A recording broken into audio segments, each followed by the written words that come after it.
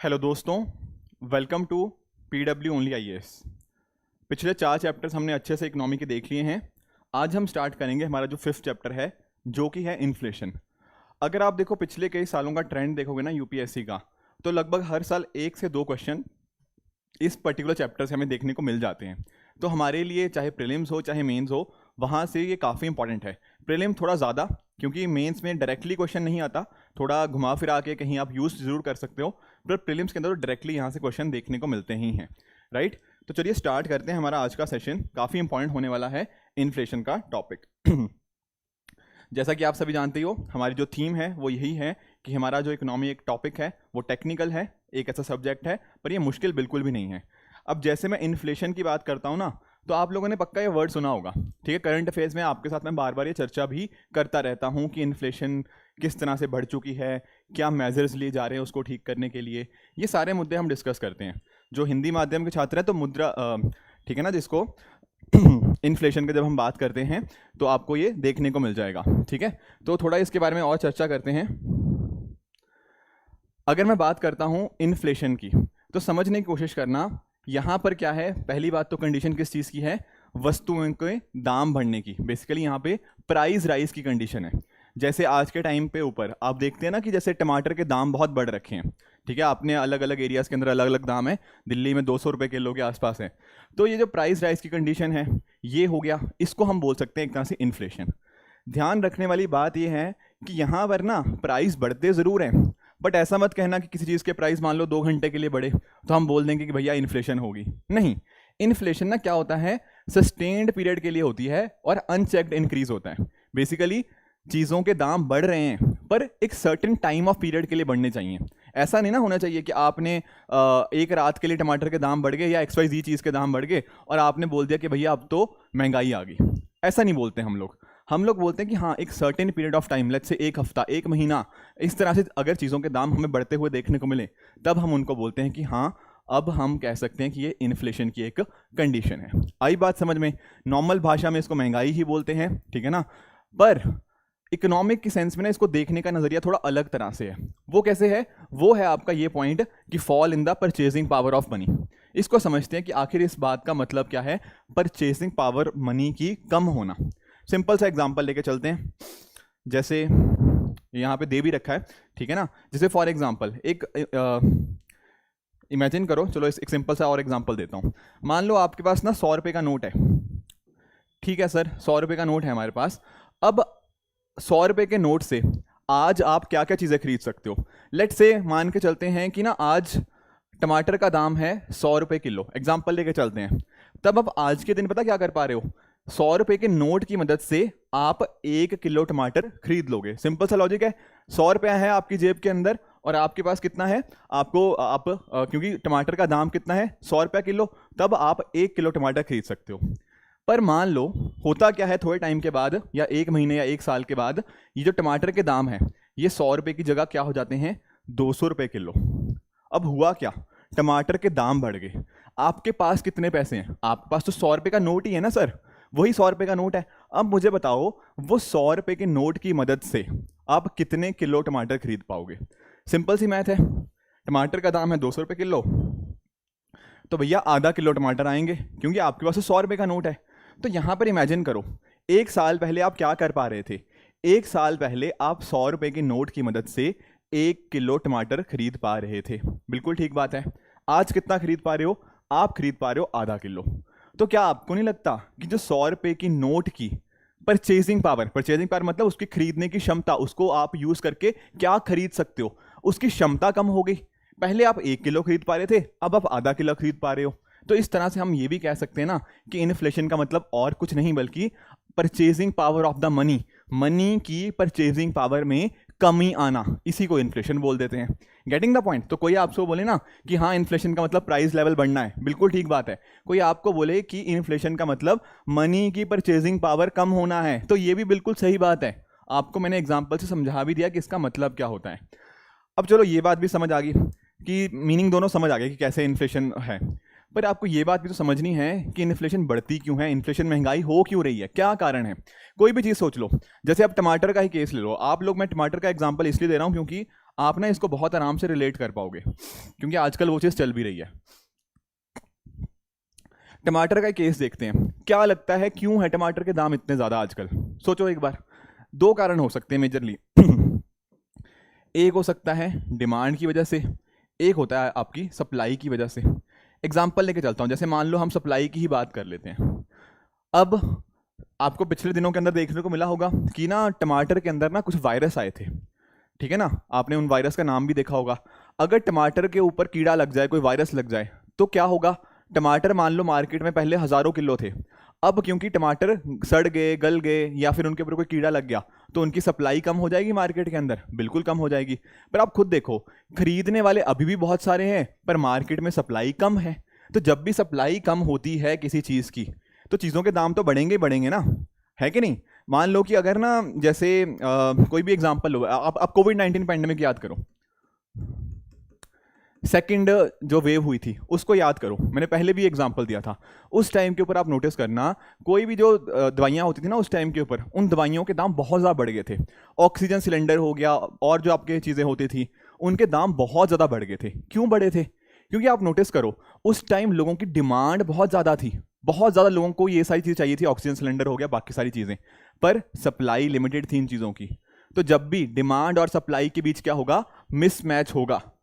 Demand and supply के बीच में जब भी मिसमैच होगा, उस टाइम पर ये कंडीशंस हमें देखने को मिल जाती हैं।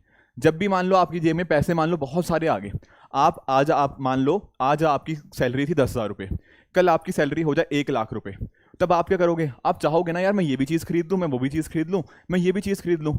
और मान लो इस तरह से बहुत सारे लोगों की सैलरी बढ़ जाए, तो क्या होगा? आपकी डिमांड बहुत ज़्यादा बढ़ गई, पर मार्केट में भैया सप्लाई तो उतनी ही है, टमाटर तो उतने ही है, लोगों की डिमांड बहुत ज़्यादा है, तो अकॉर्डिंगली चीज़ों के दाम तो बढ़ने ही बढ़ने हैं। तो इस तरह से ना जो महंगाई होती है या जो इन्फ्लेशन होती है, वो या तो डिमांड बढ़ने की वजह से, या फिर एक तरह से कह लो आपकी जो सप्लाई में कटौती आने की वजह से हो सकती है। और भी डिफरेंट कारण होते हैं, उनको भी हम समझ लेंगे, पर अभी एक हमने बेसिक ओवरव्यू ले लिया कि आखिर इन्फ्लेशन होती क्या है, उसका मीनिंग क्या होता है, क्या उसके पीछे के कारण होते हैं, एंड साथ ही साथ किस तरह से वो चीज़ देखने को मिलती है। एक एग्जांपल देखो, जैसे फॉर एग्जांपल ना यूएस की मैं बात कर रहा हूँ यहाँ पे। देखो 1970 के अंदर अगर हम बात करें ना यूएस में, तो यूएस में जो कॉफ़ी आती थी वो 25 पैसा की आती थी, ऐसा पैसा मान लो, ठीक है, $0.25 की आती थी। फिर 1980 में वही सेम कॉफ़ी के लिए आपको 45 पैसे चाहिए थे। अब आज के टाइम के ऊपर अगर 2022-23 की बात करते हैं तो $1.85 चाहिए। तो आप नोटिस कर रहे हो कि भैया है तो वही सेम चीज़, कॉफ़ी का कप ही है, पर कॉफ़ी का कप पहले 25 पैसे में आ जाता था, अब 1.85 रुपीज़ में आता है। एग्जाम्पल भी बता रहा हूँ, नंबर्स को छोड़ो, पर आप नोटिस कर रहे हो इस तरह से होता क्या है ना, महंगाई इस तरह से आपके कॉफ़ी कप के प्राइस को इम्पैक्ट करती है। This is inflation. अब ये नोटिस करो, पहले 25 पैसे की मदद से आप एक कॉफ़ी का कप खरीद पा रहे थे, आज के टाइम पर नहीं खरीद पाओगे। ये क्या दिखा रहा है? ये दिखा रहा है कि जो मनी की परचेजिंग पावर होती है वो कम हो चुकी है। क्लियर हुआ मीनिंग? ठीक है। अब सर इन्फ्लेशन तो चलो समझ आ गया कि इन्फ्लेशन का आखिर अर्थ क्या है। कुछ और भी टर्म्स हैं जो हमें यहाँ पे समझनी है। जैसे उनमें एक टर्म होती है डीफ्लेशन। डीफ्लेशन ना इन्फ्लेशन का बिल्कुल पोलर अपोजिट है, बिल्कुल उल्टे चीज़ें हैं। अब इन्फ्लेशन में क्या हो रहा था? इन्फ्लेशन में हो रही थी महंगाई, चीज़ों के दाम बढ़ रहे थे, टमाटर 100 रुपये किलो से 200 रुपये किलो हो रहे थे। This is inflation. तो डीफ्लेशन क्या होगा? डीफ्लेशन में चीज़ों के दाम घटेंगे भैया, समझ रहे हो बात? अगर इन्फ्लेशन नेगेटिव में आ जाएगी, इन्फ्लेशन का मतलब क्या था? महंगाई बढ़ना। इन्फ्लेशन नेगेटिव में आ जाएगी तो इसका मतलब क्या होगा? इसका मतलब होगा कि हमें डीफ्लेशन देखने को मिलती है।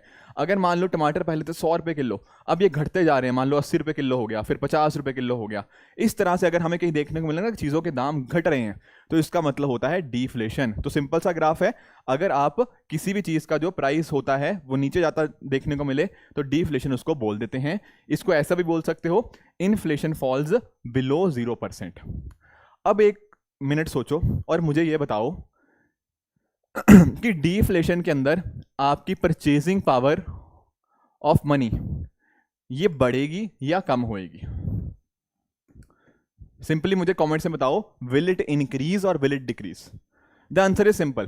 देखो नोटिस करो, आपके पास इमेजिन करो, नोट कितने का है भैया? नोट है मेरे पास 100 रुपये का, सही बात है। अब पहले क्या हो रहा था? पहले मान लो अगर 1 किलो टमाटर आ रहे थे 100 रुपये के, तब यहां पर मैं कितने टमाटर खरीद पा रहा था? आपके 1 kg टमाटर यहां पे खरीद पा रहा था। पर फ्यूचर में लेट से क्या होता है, इसके दाम घट जाते हैं, क्योंकि मैंने क्या बताया, ये डीफ्लेशन सिचुएशन है। डीफ्लेशन में चीज़ों के दाम कम होंगे। तो मान लो इसका दाम हो जाता है 50 रुपये किलो। अब आप इसी 100 रुपये की नोट की मदद से कितना खरीद पाओगे? आप खरीद पाओगे 2 किलो टमाटर। तो यहां पर पता क्या हुआ है, परचेजिंग पावर ऑफ मनी ये बढ़ गई है, ये इंक्रीज हो गई है। पहले 1 kg खरीद पा रहे थे, अब 2 kg खरीद पा रहे हो। तो डीफ्लेशन के अंदर क्या होता है, purchasing power of money increases. तो ये बातें ध्यान में रखनी है। इन्फ्लेशन और डिफ्लेशन बिल्कुल अपोजिट होते हैं। जो चीज़ इन्फ्लेशन में ठीक है, उसका बिल्कुल उल्टा आपको डिफ्लेशन में देखने को मिलेगा। इन्फ्लेशन के अंदर क्या होता है, परचेजिंग पावर मनी की कम होती है। डिफ्लेशन के अंदर क्या होता है, परचेजिंग पावर ऑफ मनी बढ़ जाती है। आगे चलते हैं। एक और टर्म हमें समझना है, दैट इज डिसइन्फ्लेशन। देखो, मैं 2 मिनट का ना आपसे चाहता हूं कि आप लोग ना थोड़ा इंटेंटिव वे में सुने, क्योंकि होता पता क्या है, इस कॉन्सेप्ट के ऊपर ना बहुत सारे बच्चे कंफ्यूज हो जाते हैं। किसे डिसइन्फ्लेशन, डीफ्लेशन, बड़े ही कंफ्यूज रहते हैं। तो 2 मिनट अच्छे से समझ लो, कभी लाइफ में कंफ्यूजन नहीं होगी। एग्जाम्पल लेके चलते हैं। मान लीजिए पहले वस्तु का दाम था लेट्स से 100 रुपये, ठीक है। ये हो जाती है कोई भी चीज़, मान लो टमाटर की बात कर रहे हो, नेक्स्ट टाइम मान लो 1 महीना या 1 साल बाद वॉट, इसका दाम हो जाता है लेट्स से 150 रुपये, ठीक है। फिर उसके बाद इसका लेट्स से दाम हो जाता है 160 रुपये, ठीक है। फिर मान लीजिए उसका बाद उसका दाम हो जाता है 120 रुपये। एग्जाम्पल मान के चल रहे हैं, आज था दाम 100 रुपये, 1 साल बाद 150, 2 साल बाद 160, 3 साल बाद 120, इस तरह से इसका दाम हुआ है। अब यहां पर आप मुझे बताओ सर 100 से 150 हुआ, क्या है ये इन्फ्लेशन है। बिल्कुल सही बात है। 150 से 160 हुआ, ये भी इन्फ्लेशन है, चीज़ों के दाम बढ़ रहे हैं। 160 से 120 ये है डिफ्लेशन, चीज़ों के दाम घट रहे हैं। इन्फ्लेशन डिफ्लेशन तो क्लियर है, बिल्कुल ठीक है। सर डिसइन्फ्लेशन क्या है ये बताओ। यहां पे समझने की कोशिश करना। परसेंटेज ना आप लोगों ने पढ़ा होगा, सीसेट के कोर्स में पढ़ाऊंगा भी। यहां पर आप नोटिस करो, जब कोई चीज़ का दाम 100 से 150 रुपया हो रहा है, तो यहां पर क्या हो रहा है, 50% का इंक्रीज है कि नहीं। यहां पे नोटिस करो, कोई वस्तु 100 से सीधा 150 होगी, काफी तेजी से दाम बढ़े हैं। ये 50% होगा, इसको आप कैलकुलेट कीजिएगा, final minus initial by initial into 100, तो नंबर आएगा 50%। यहां पे चीजों का दाम बड़ी ही तेजी से बढ़ा है, ठीक है। अब यहां से यहां बताओ 150 से 160, अब हुआ पता क्या है, चीजों के दाम यहां पर भी बढ़े हैं, पर बढ़ने की रफ्तार बड़ी धीमी हो गई है। समझने की कोशिश करो, चीजों के दाम बढ़ रहे हैं, पर बढ़ने की जो रफ्तार है वो कम है। यहां पर जैसे इसको आप कैलकुलेट करोगे ना, ये लगभग आएगा 6.66%। कैसे किया सर कैलकुलेट, 160 माइनस 150 बेसिकली आपका होता है final minus initial by initial into 100, यही तो परसेंटेज चेंज होता है। तो वही चीज करिए, 160 माइनस 150 डिवाइड बाय 150 इंटू 100, ये आप देखोगे ये आएगा लगभग 6% के आसपास।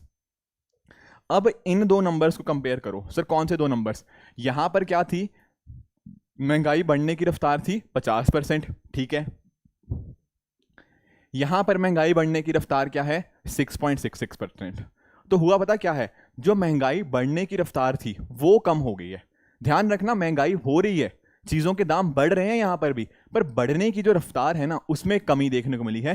तो दिस इज डिसइन्फ्लेशन। तो डिसइन्फ्लेशन के अंदर बस यही होता है कि चीजों के दाम बढ़ते जरूर हैं, पर उनके बढ़ने की रफ्तार में कमी आ जाती है। पहले 100 से 150 हुए, बड़ी तेजी से बढ़ रहे थे, पर अब बढ़ने की रफ्तार जो 150 से 160 हुआ है, ये रफ्तार में कमी आ गई है। पहले 50% से बढ़ रहे थे, अब थोड़ा कम रफ्तार से बढ़ रहे हैं, ठीक है ना। तो ये देखो एक ग्राफ, इसको समझने की कोशिश करना, ठीक है। ये देखो, ये है आपकी 0% की लाइन, ये वाली जो लाइन मैंने ड्रॉ करी है, ये 0% की लाइन है। जब इसके ऊपर रहेंगे ना, इसका मतलब है चीज़ों के दाम बढ़ रहे हैं। जैसे मान लो ये 1% 2% से बढ़ रहे हैं, तो ये क्या दिखा रहा है, ये दिखा रहा है इन्फ्लेशन, महंगाई हो रही है। अब अगर मान लो ये वाला कर्व है, यहां पर क्या दिखा रहा है, यहां पर ना बढ़ने की रफ्तार कम हुई है अभी भी 0% से ऊपर ही। 0% से ऊपर से मतलब कि चीज़ों के दाम अभी भी बढ़ रहे हैं, पर रफ्तार कम हो गई है। पहले ऊपर को जा रही थी ये रफ्तार, अब थोड़ी धीरे धीरे से बढ़ रही है। और जैसे ये नंबर 0% से नीचे आएगा, ये क्या कह रहा है, ये कह रहा है कि वस्तुओं के दाम घट रहे हैं अब। तो तीनों के बीच का होप फर्क समझ आ गया होगा। एक बार जस्ट रिवाइज करवा दूं, इन्फ्लेशन का मतलब चीजों के दाम बढ़ना, डीफ्लेशन का मतलब चीजों के दाम कम होना, डिसइन्फ्लेशन का मतलब चीजों के दाम बढ़ जरूर रहे हैं, पर बढ़ने की जो रफ्तार है उसमें एक कमी देखने को मिली है। Is it okay? तो ये तीनों फर्क आपको पता होने चाहिए, बेसिक टर्मिनोलॉजीज हैं। तो इन्फ्लेशन हमने सर समझ लिया, हमने डिफ्लेशन समझ लिया, हमने डिसइन्फ्लेशन समझ लिया। एक बीच में वर्ड आ गया हमारा स्टैगफ्लेशन। सर इसका क्या मतलब है स्टैगफ्लेशन का? ठीक है, मैं समझा देता हूं आपको स्टैगफ्लेशन क्या होता है। देखो स्टैगफ्लेशन में ना दरअसल में दो शब्द है। एक वर्ड है आपका क्या, एक वर्ड है आपका स्टैग्नेशन और एक वर्ड है आपका इन्फ्लेशन। अब इन्फ्लेशन तो जानते हैं कि सर महंगाई हो रही है, ये बात हमें पता है। यहां पर इसका मतलब क्या है स्टैग्नेशन का? मैं कभी आपने सुना स्टैग्नेंट, जैसे कई बार बोलते हैं हम स्टैग्नेंट वाटर, पानी रुका हुआ है, इस तरह की बातें बोलते हैं ना, स्टैग्नेंट खड़ा हुआ पानी। तो अगर ना ऐसी सिचुएशन हो जहां पर महंगाई हो plus at the same time आपकी जो इकोनॉमिक ग्रोथ है, बेसिकली मैं जीडीपी की बात कर रहा हूं, अगर आपकी जीडीपी या तो रुक गई है या नेगेटिव में जा रही है, मतलब जीडीपी की जो रफ्तार है, मतलब जीडीपी का बढ़ने की जो रेट है वो नेगेटिव में जा रही है, तब उसको बोलते हैं हम कि स्टैग्नेंट है। इस सिचुएशन को बोला जाता है क्या, स्टैग्नेशन। ऐसे टाइम के ऊपर होता पता क्या है, आपकी जो बेरोजगारी है वो बहुत ज़्यादा बढ़ जाती है, अनएम्प्लॉयमेंट रेट आपकी इंक्रीज हो जाती है। सर एग्जाम्पल दीजिए, बिल्कुल देंगे एग्जाम्पल। आप कोविड-19 का टाइम याद कर लो, फर्स्ट वेव के टाइम के आसपास की। उस टाइम के ऊपर क्या था, क्या जैसे ही आपने लॉकडाउन खुलता हुआ देखने को मिला, तब आपने नोटिस किया एक बात, क्या नोटिस करी थी, उस टाइम पर वस्तुओं के दाम बहुत ज़्यादा थे। आपके तेल के दाम हो गया, आपकी कुछ सब्जियों के दाम भी काफ़ी बड़े हुए थे। तो उस टाइम पे सर इन्फ्लेशन तो थी, ये बात तो सही है। और ऊपर से अगर आपने नोटिस किया हो, मैंने याद करो, मैंने इकोनॉमिक जब ग्रोथ में वगैरह पढ़ाया था या जीडीपी पढ़ाई थी, मैंने तब डिस्कस किया था कि कोविड-19 पैंडेमिक वाले टाइम्स के ऊपर हमारी जीडीपी अचानक से नीचे आ गई थी। याद करो, वी शेप्ड रिकवरी पढ़ा था उस टाइम के ऊपर, मैंने कराया था आपको। तो उस टाइम सर इकोनॉमिक स्टैग्नेशन भी था, बिल्कुल सही बात है। और साथ ही साथ उस टाइम पे बेरोजगारी दर भी बहुत थी। अब जब ऐसी सिचुएशन होती है, जब ये सारी कंडीशन होती हैं कि हाँ जी भैया स्टैग्नेशन होती है और साथ ही साथ आपकी जो इन्फ्लेशन होती है प्लस आपकी अनएम्प्लॉयमेंट रेट भी ज़्यादा होती है, ऐसी सिचुएशन को क्या बोलते हैं हम, स्टैगफ्लेशन। ठीक है, तो ये बात आपको बिल्कुल भी नहीं भूलनी है कि आखिर स्टैगफ्लेशन का मीनिंग क्या होता है। Is it okay? Economic growth stagnated है, नेगेटिव में भी हो सकती है या फिर कि बढ़ नहीं रही बेसिकली, और साथ में इन्फ्लेशन भी है एंड अनएम्प्लॉयमेंट भी हाई होता है। इसको थोड़ा और समझाऊंगा जब फिलिप का डिस्कस करेंगे, थोड़ा उस टाइम पे और हम डिस्कस करेंगे। कई बार ना आपकी जो इन्फ्लेशन है उसको अलग अलग टाइप्स में डिवाइड किया जाता है। जैसे फॉर एग्जांपल, अगर मैं आपको बोलूं कि यार इंडिया में महंगाई है, तो इसका क्या मतलब है? क्या आप बोलोगे सर 2% महंगाई है, 10% है, 50% है, 100% है, कितनी महंगाई है? ठीक है ना। एक तो महंगाई ये भी हो सकती है कि आपकी 200% महंगाई हो, तब आप उसको भी महंगाई बोलोगे।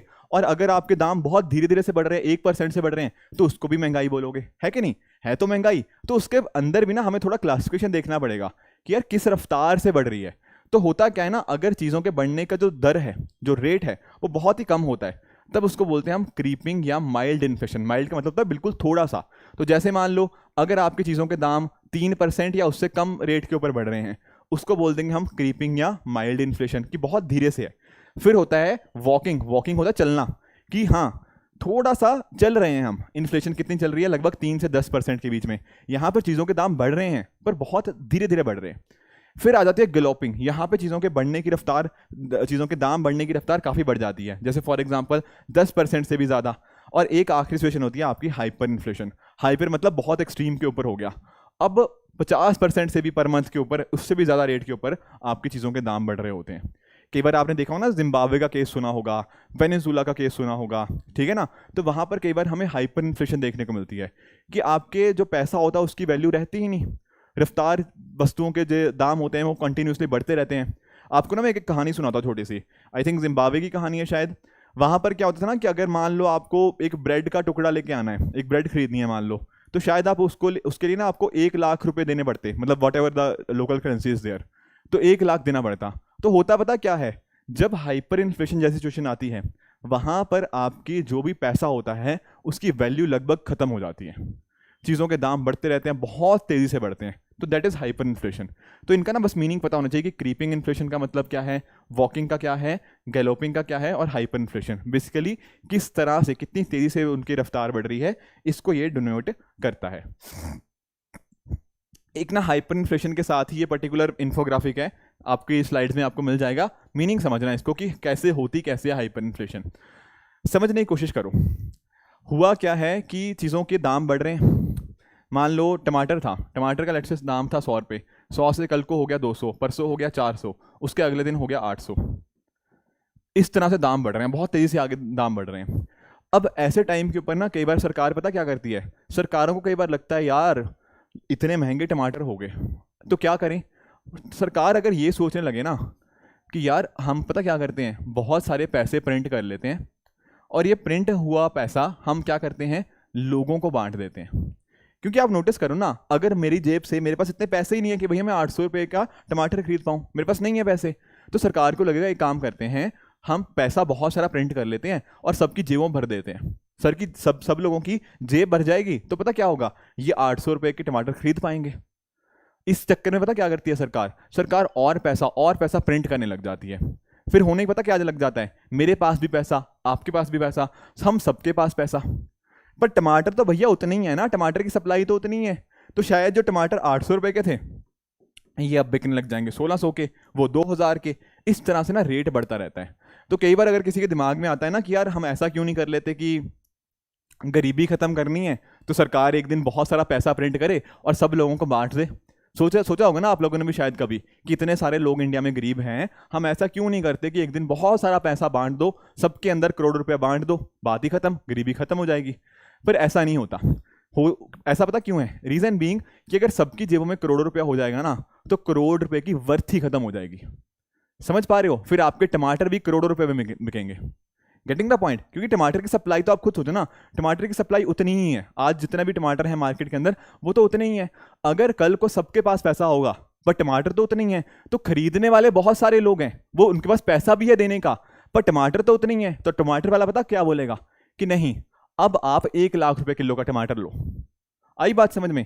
तो उससे ना पैसा इस तरह से फ्री में बांट देने से कुछ नहीं होता है। तो इसलिए क्या होता है कि हाइपर इन्फ्लेशन जैसी सिचुएशन आ जाती है जब सरकारें इस तरह से ना नया पैसा क्रिएट करती हैं और मार्केट में डाल देती हैं। क्योंकि एक्चुअल मैंने क्या बताया था, खेल सारा डिमांड एंड सप्लाई का ही है, कहीं ना कहीं वहीं से होता है। और अगर आप नया पैसा जनरेट करोगे, उसको मार्केट में डालोगे, कहीं ना कहीं उससे महंगाई बढ़ेगी ही बढ़ेगी। क्यों बढ़ेगी? क्योंकि सबकी जेबें फुल हो जाएंगी, जेब फुल हो जाएगी तो आप लोगों की डिमांड बढ़ेगी, और जब डिमांड बढ़ेगी, जिस चीज़ की डिमांड होती है उस चीज़ के दाम तो अपने आप बढ़ ही जाते हैं। तो वही सेम चीज़ यहाँ पे भी हमें देखने को मिल जाती है। तो ये चीज़ आई होप आप समझ पाए होंगे। अब देखो, थोड़ा सा ये भी टेक्निकल कॉन्सेप्ट है, इन्फ्लेशन और रियल इंटरेस्ट रेट। तो फिर से एक बार मैं चाहता हूँ कि थोड़ा सा आप ध्यान लगा के इसको समझने की कोशिश करना, ठीक है? एक एग्जांपल लो, कभी एफडी करवाई है? फिक्स डिपॉजिट जिसको बोलते हैं। आप लोगों ने सुना होगा, आपके पेरेंट्स ने हो सकता है एफडी वगैरह करवाई हो, या आप लोगों में से काफ़ी सारे लोगों ने करवाई हो। लेट से मैं मान के चलता हूँ कि एफडी में ना 6% इंटरेस्ट रेट दे रहा है। कोई भी बैंक ले लो, मान लो आईसीआईसीआई बैंक की बात कर लेते हैं। लेट से कि आईसीआईसीआई बैंक आपको 6% रेट दे रहा है। अगर बेसिकली आप 100 रुपये जमा करवाओगे आईसीआईसीआई बैंक के पास, तो 1 साल के बाद आपको वो 106 रुपये वापस कर देगा। एफडी का मतलब यही होता है, ठीक है? फिक्स डिपॉजिट आप करवा रहे हो। अब आपको देखने में पता क्या लग रहा है, आपको देखने में पता लग रहा है कि यार मैं 6% हर साल कमा रहा हूं, ऐसा आपको देखने में लग रहा है। पर क्या एक्चुअल में आप 6% कमा रहे हो? सोचते हैं इस बात को, इमेजिन करना। आज जैसे डेट है, आज है आपकी डेट कितनी, 27 जुलाई, ठीक है? 27 जुलाई 2023 को लेट से टमाटर के दाम है 100 रुपीज़ पर केजी। 1 किलो है 100 रुपये का, ठीक है? और आज आपके पास पैसा कितना था? आज आपके पास पैसे थे 100 रुपये।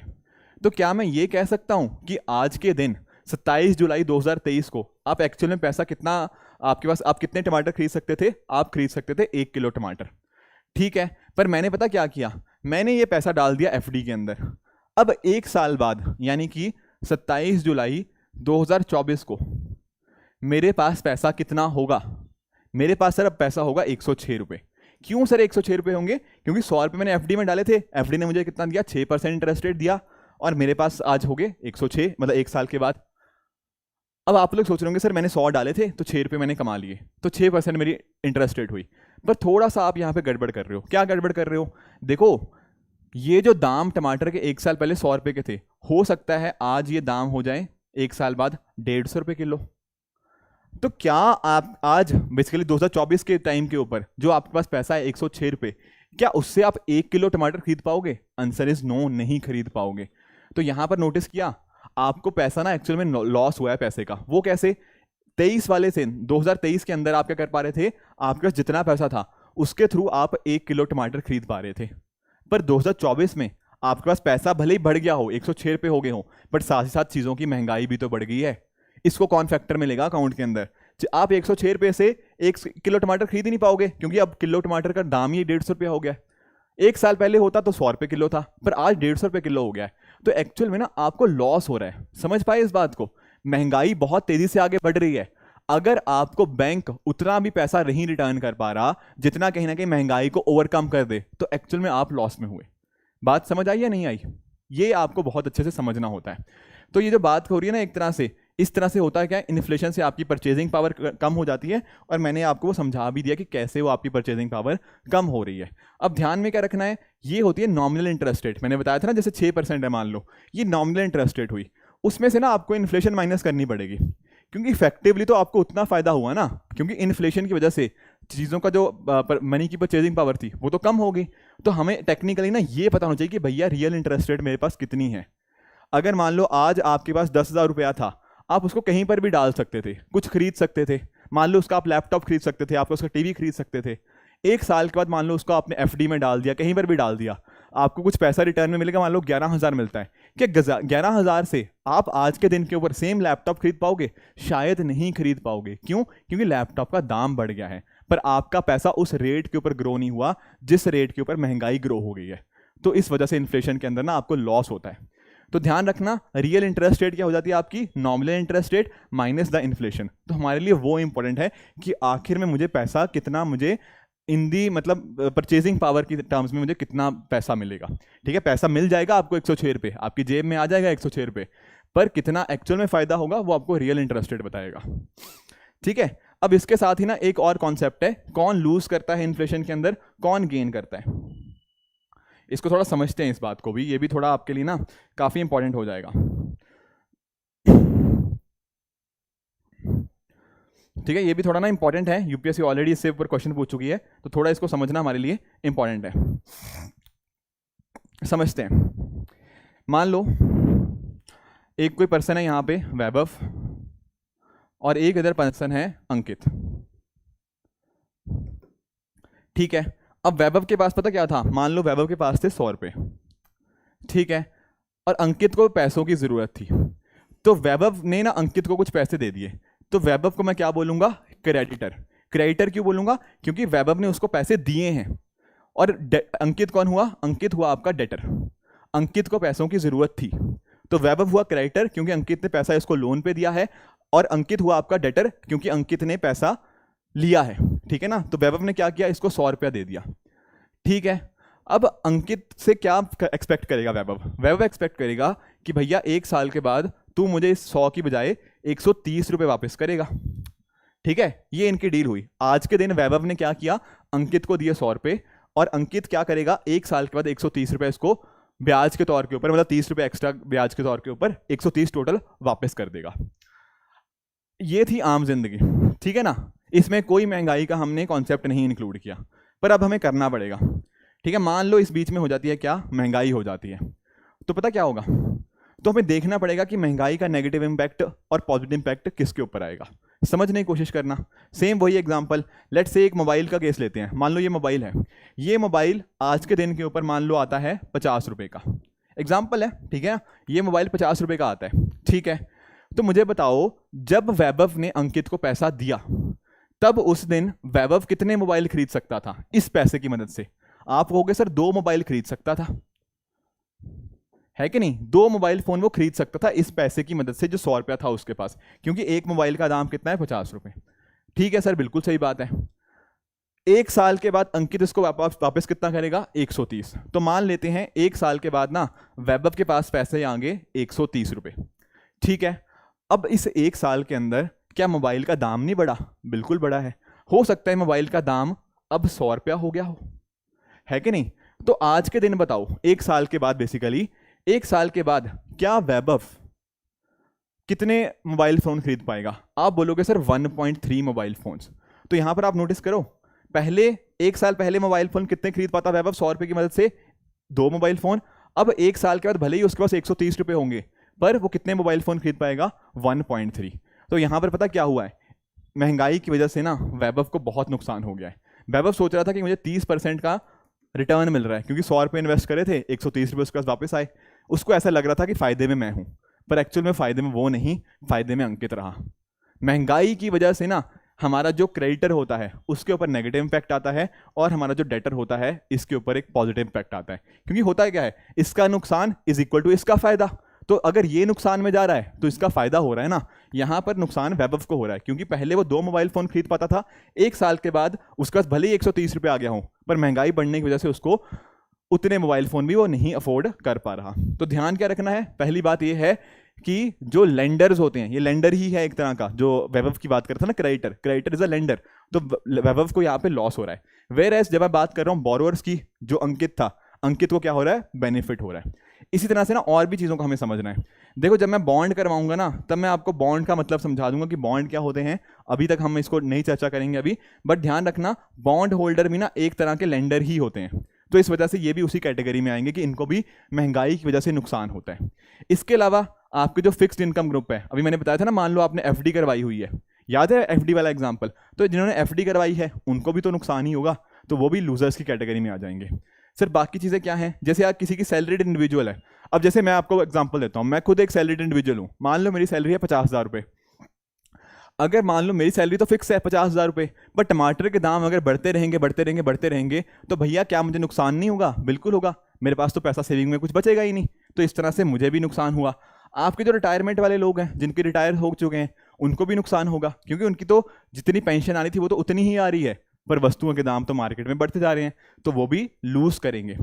उसके साथ में ना हमें 2 चीज़ें और पढ़नी है कि एक्सपोर्टर्स का क्या सीन है और बिजनेसमैन का क्या सीन है। देखो बिजनेसमैन को समझो, बिजनेसमैन के अंदर ना आप किसी को भी एग्जांपल ले सकते हो, जैसे मान लो टीवी के एग्जांपल ले लो, किसी भी चीज़ का। इस तरह से अगर मान लो टीवी के दाम बढ़ गए मार्केट के अंदर, ठीक है ना, टीवी के दाम बढ़े हुए हैं, तो बिजनेसमैन पता क्या कोशिश करेगा, बिजनेसमैन को लगेगा कि हाँ यार चीज़ों के दाम बढ़े हुए हैं, मैं ज़्यादा से ज़्यादा बिजनेस यूनिट इस टाइम के ऊपर बेचना चाहूँगा। क्योंकि अगर मार्केट में मान लो टीवी के दाम बढ़े हुए हैं, कहीं ना कहीं क्या करेगा, बिजनेसमैन को उसका ज़्यादा बेनिफिट होगा ना, और हमारा जो इंसान है उसको लॉस होगा जो खरीदना चाह रहा है। जैसे आज के टाइम पे अगर आप नोटिस करो, टमाटर का केस ही ले रहे थे हम, टमाटर का क्या हो रहा था, टमाटर को जो बिजनेस कर रहा है, टमाटर मतलब बिजनेस नहीं बोलना चाहिए, पर जो टमाटर को बेच रहा है बंदा, उसको फायदा हो रहा है, जो कहीं ना कहीं टमाटर को खरीद रहा है वो आ रहा था इस टाइप के ऊपर, इन लोगों को नुकसान हो रहा है, इन लोगों को फायदा हो रहा है। तो ये चीज़ होती है बिजनेस केसेस के अंदर। कोई भी और एग्जांपल ले लो, जैसे लैपटॉप का केस ले लिया, अगर लैपटॉप महंगा हो रहा है तो इसका फायदा क्या होगा, किसको होगा, आपके बिजनेसमैन को, या जो आपको चीज़ें मैन्युफैक्चर कर रहा है। अगर वस्तुओं के दाम बढ़ भी रहे हैं तो उसका वो जो इन दी एंड होगा वो कस्टमर को पे करना पड़ेगा, जो फाइनल कस्टमर है उसी के ऊपर इन दी एंड तो दबाव आएगा। तो यहाँ पर क्या होता है ना, आपके जो बिजनेसमैन होते हैं उनको फायदा होता है महंगाई की वजह से, और बाकी इन सभी को नुकसान होता है। एक चीज़ और पढ़नी है एक्सपोर्टर्स के रिगार्डिंग, इसको समझ लेते हैं कि सर एक्सपोर्टर्स के केस में आप क्या कह रहे हो कि एक्सपोर्टर को कैसे नुकसान हुआ। समझने की कोशिश करते हैं इसको भी, थोड़ा टेक्निकल है बट इंपॉर्टेंट है ये सारे पॉइंट्स भी। एग्जाम्पल से समझते हैं। मान लो वापस से एग्जाम्पल लेते हैं वैभव का, ठीक है ना। अब वैभव के केस में क्या होता है, वैभव ना अपने प्रोडक्ट्स बनाता है, मान लो ये बनाता है चॉकलेट्स, ठीक है। ये क्या करता है, चॉकलेट यूएस से भेजता है। इसने क्या किया, इंडिया में चॉकलेट बनाई, और जो चॉकलेट बना के कहाँ भेज दी इसने, यूएसए के अंदर भेज दी, ठीक है। अब मुझे बताओ, जो यूएसए में लोग रह रहे हैं इनके पास अलग अलग ऑप्शंस होंगे चॉकलेट के। मान लो एक चॉकलेट ए हो गया, चॉकलेट बी हो गया, एक मान लो चॉकलेट सी है, ये सी वाली चॉकलेट ना ये वैभव बनाता है, ठीक है। ये 3 ऑप्शंस थे इनके पास। मुझे बताओ यूएसए वाले लोग कौन सी चॉकलेट खरीदेंगे। आप लोग बोलोगे सर ये तो वो वाली चॉकलेट खरीदेंगे जो सस्ती होगी। अगर ए वाली सस्ती है, अगर सेम क्वालिटी की है, मान लो अगर ए वाली सस्ती है तो ए वाली खरीद लेंगे, बी सस्ती होगी तो बी खरीद लेंगे, सी सस्ती होगी तो सी खरीद लेंगे। तो मुझे बताओ वैभव को सबसे ज़्यादा फायदा कब होगा। वैभव को फायदा तब होगा जब उसकी जो चॉकलेट है, यानी कि सी वाली चॉकलेट है, इसके दाम सबसे कम होंगे यूएसए की मार्केट के अंदर, तभी वैभव को फायदा है। बिल्कुल ठीक बात है, पर ये थी आम जिंदगी। अब एग्जाम्पल समझो कि मान लो यहां पर होगी महंगाई, इन्फ्लेशन हो गई। यहाँ पे इन्फ्लेशन होने की वजह से क्या हुआ भैया, जो इसकी चॉकलेट थी ना, जो सी वाली चॉकलेट थी, वो चॉकलेट के दाम बढ़ गए। अब चॉकलेट के दाम कहाँ बढ़ेंगे, साथ साथ यहाँ भी बढ़ेंगे, क्योंकि चॉकलेट के दाम तो वहीं से आए हैं, तो चॉकलेट के दाम यहाँ पे बढ़ जाएंगे। अब यूएसए के लोग क्या खरीदेंगे, यूएसए के लोग शायद ये सब खरीद लेंगे। क्यों खरीदेंगे, क्योंकि उनको पता है यार ये सी के तो दाम बढ़ चुके हैं, तो महंगी हो गई है चॉकलेट, तो इसको थोड़ी खरीदना है। खरीदेंगे किसको, इस वाली चीज़ को। तो होता क्या है ना, जब महंगाई होती है तब एक्सपोर्टर्स लेस कॉम्पिटिटिव बन जाते हैं, इनको नुकसान होता है उस चीज़ का। आई बात समझ में? तो वैभव कुछ और नहीं था, वो एक्सपोर्टर था इस केस के अंदर। आई होप ये टेबल आप समझ पाए होंगे। मैं फिर से एक बार रिवाइज करवा दूं। लेंडर्स याद है, मैंने किसी को पैसा लेंड किया, मैंने तो एक्सपेक्ट किया था मुझे 30% इंटरेस्ट रेट वापस से मिलेगा, पर मुझे तो क्या हुआ, कम इंटरेस्ट रेट मिल रहा है क्योंकि महंगाई आ गई, तो मुझे नुकसान होता है। बॉन्ड होल्डर्स भी एक कैटेगरी ही है, लेंडर्स की एक टाइप ऑफ लेंडर ही है, तो उनको भी नुकसान होता है। फिक्स्ड इनकम ग्रुप्स, जिनको फिक्स्ड इनकम मिलती है, या फिर जिनको सैलरीड इंडिविजुअल होते हैं, जो रिटायरीज होते हैं, इनको तो एक सर्टेन अमाउंट ऑफ पैसा मिलता है ना। मान लो जितना भी पैसा मिलता है 50,000 मिलता है, पर अगर टमाटर के दाम बढ़ते जा रहे हैं तो इनको नुकसान होगा इन सभी को। एक्सपोर्टर वाला एग्जाम्पल हमने देख ही लिया जो वैभव की चॉकलेट थी। उसी तरह से हम बात करें, बोरोवर्स को फायदा होता है, लेंडर को नुकसान, जिसने पैसा दिया उसको नुकसान, जिसने पैसा लिया उसको फायदा। ठीक है ना, तो बोरोवर को फायदा होता है एंड सिमिलरली बिजनेसमैन को यहाँ पे फायदा होता है। ये सारी चीजें क्यों बता रहा हूँ, क्योंकि यूपीएससी ने ऐसा क्वेश्चन पूछा हुआ है। बस बॉन्ड वाला ना कॉन्सेप्ट मैंने आपको समझाया नहीं है, जब बॉन्ड का टॉपिक आएगा मैं बहुत अच्छे से ये कॉन्सेप्ट भी आपको समझा दूंगा, इसकी चिंता बिल्कुल मत करना। पर एक तरह से मान के चलो, बॉन्ड होल्डर और कुछ नहीं होता, बेसिकली एक कंपनी को मान लो पैसा चाहिए, तो मैं क्या करूंगा, उससे एक बॉन्ड खरीद लूंगा, तो मेरे पास बॉन्ड हो जाएगा, बदले में कंपनी को पैसे दे दूंगा। चलो समझा ही देता हूँ। मान लो ये कंपनी है, एक कोई कंपनी भी हो सकता है और भी डिफरेंट डिफरेंट एंटिटीज हो सकती हैं।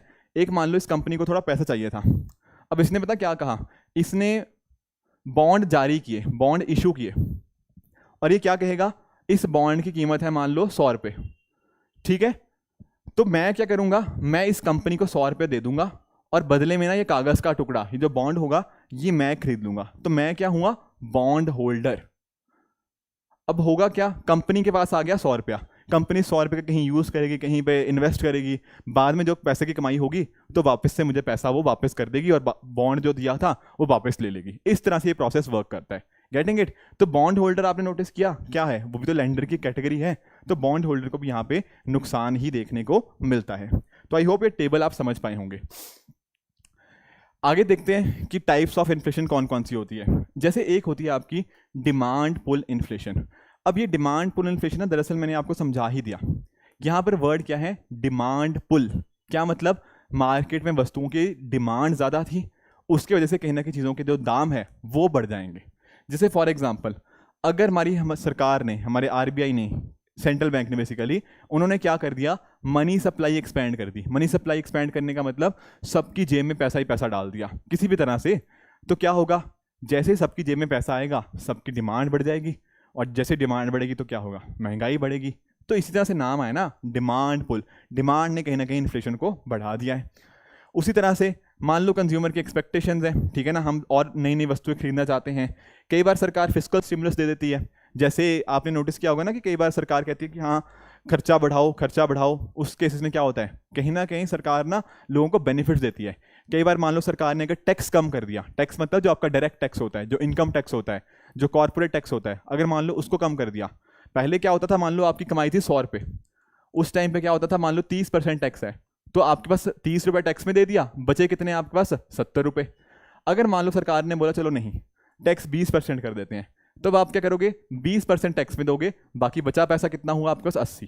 पहले था आपके पास 70 रुपये खर्च करने को, अब कितने रुपए हैं, 80 रुपये। आपके पास पैसा ज़्यादा हो गया, आप क्या करोगे, इस पैसे को खर्च करोगे ज़्यादा से ज़्यादा, है कि नहीं। तो डिमांड पुल इन्फ्लेशन तो होगी। बाकी इकोनॉमी जब बढ़ती है, क्रेडिट बूम मतलब जैसे क्रेडिट कार्ड वगैरह का आप यूज़ करते हो, लोन्स वगैरह का अंदर एक्सपेंशन आती है, तो उसके साथ कहीं ना कहीं लोगों के पास में ज़्यादा पैसा आता है, एंड उस हिसाब से आपकी जो डिमांड पुल इन्फ्लेशन बढ़ती हुई देखने को मिल जाती है। इसके साथ ही एक और भी तरह की इन्फ्लेशन है सर, वो क्या है, कॉस्ट पुश इन्फ्लेशन।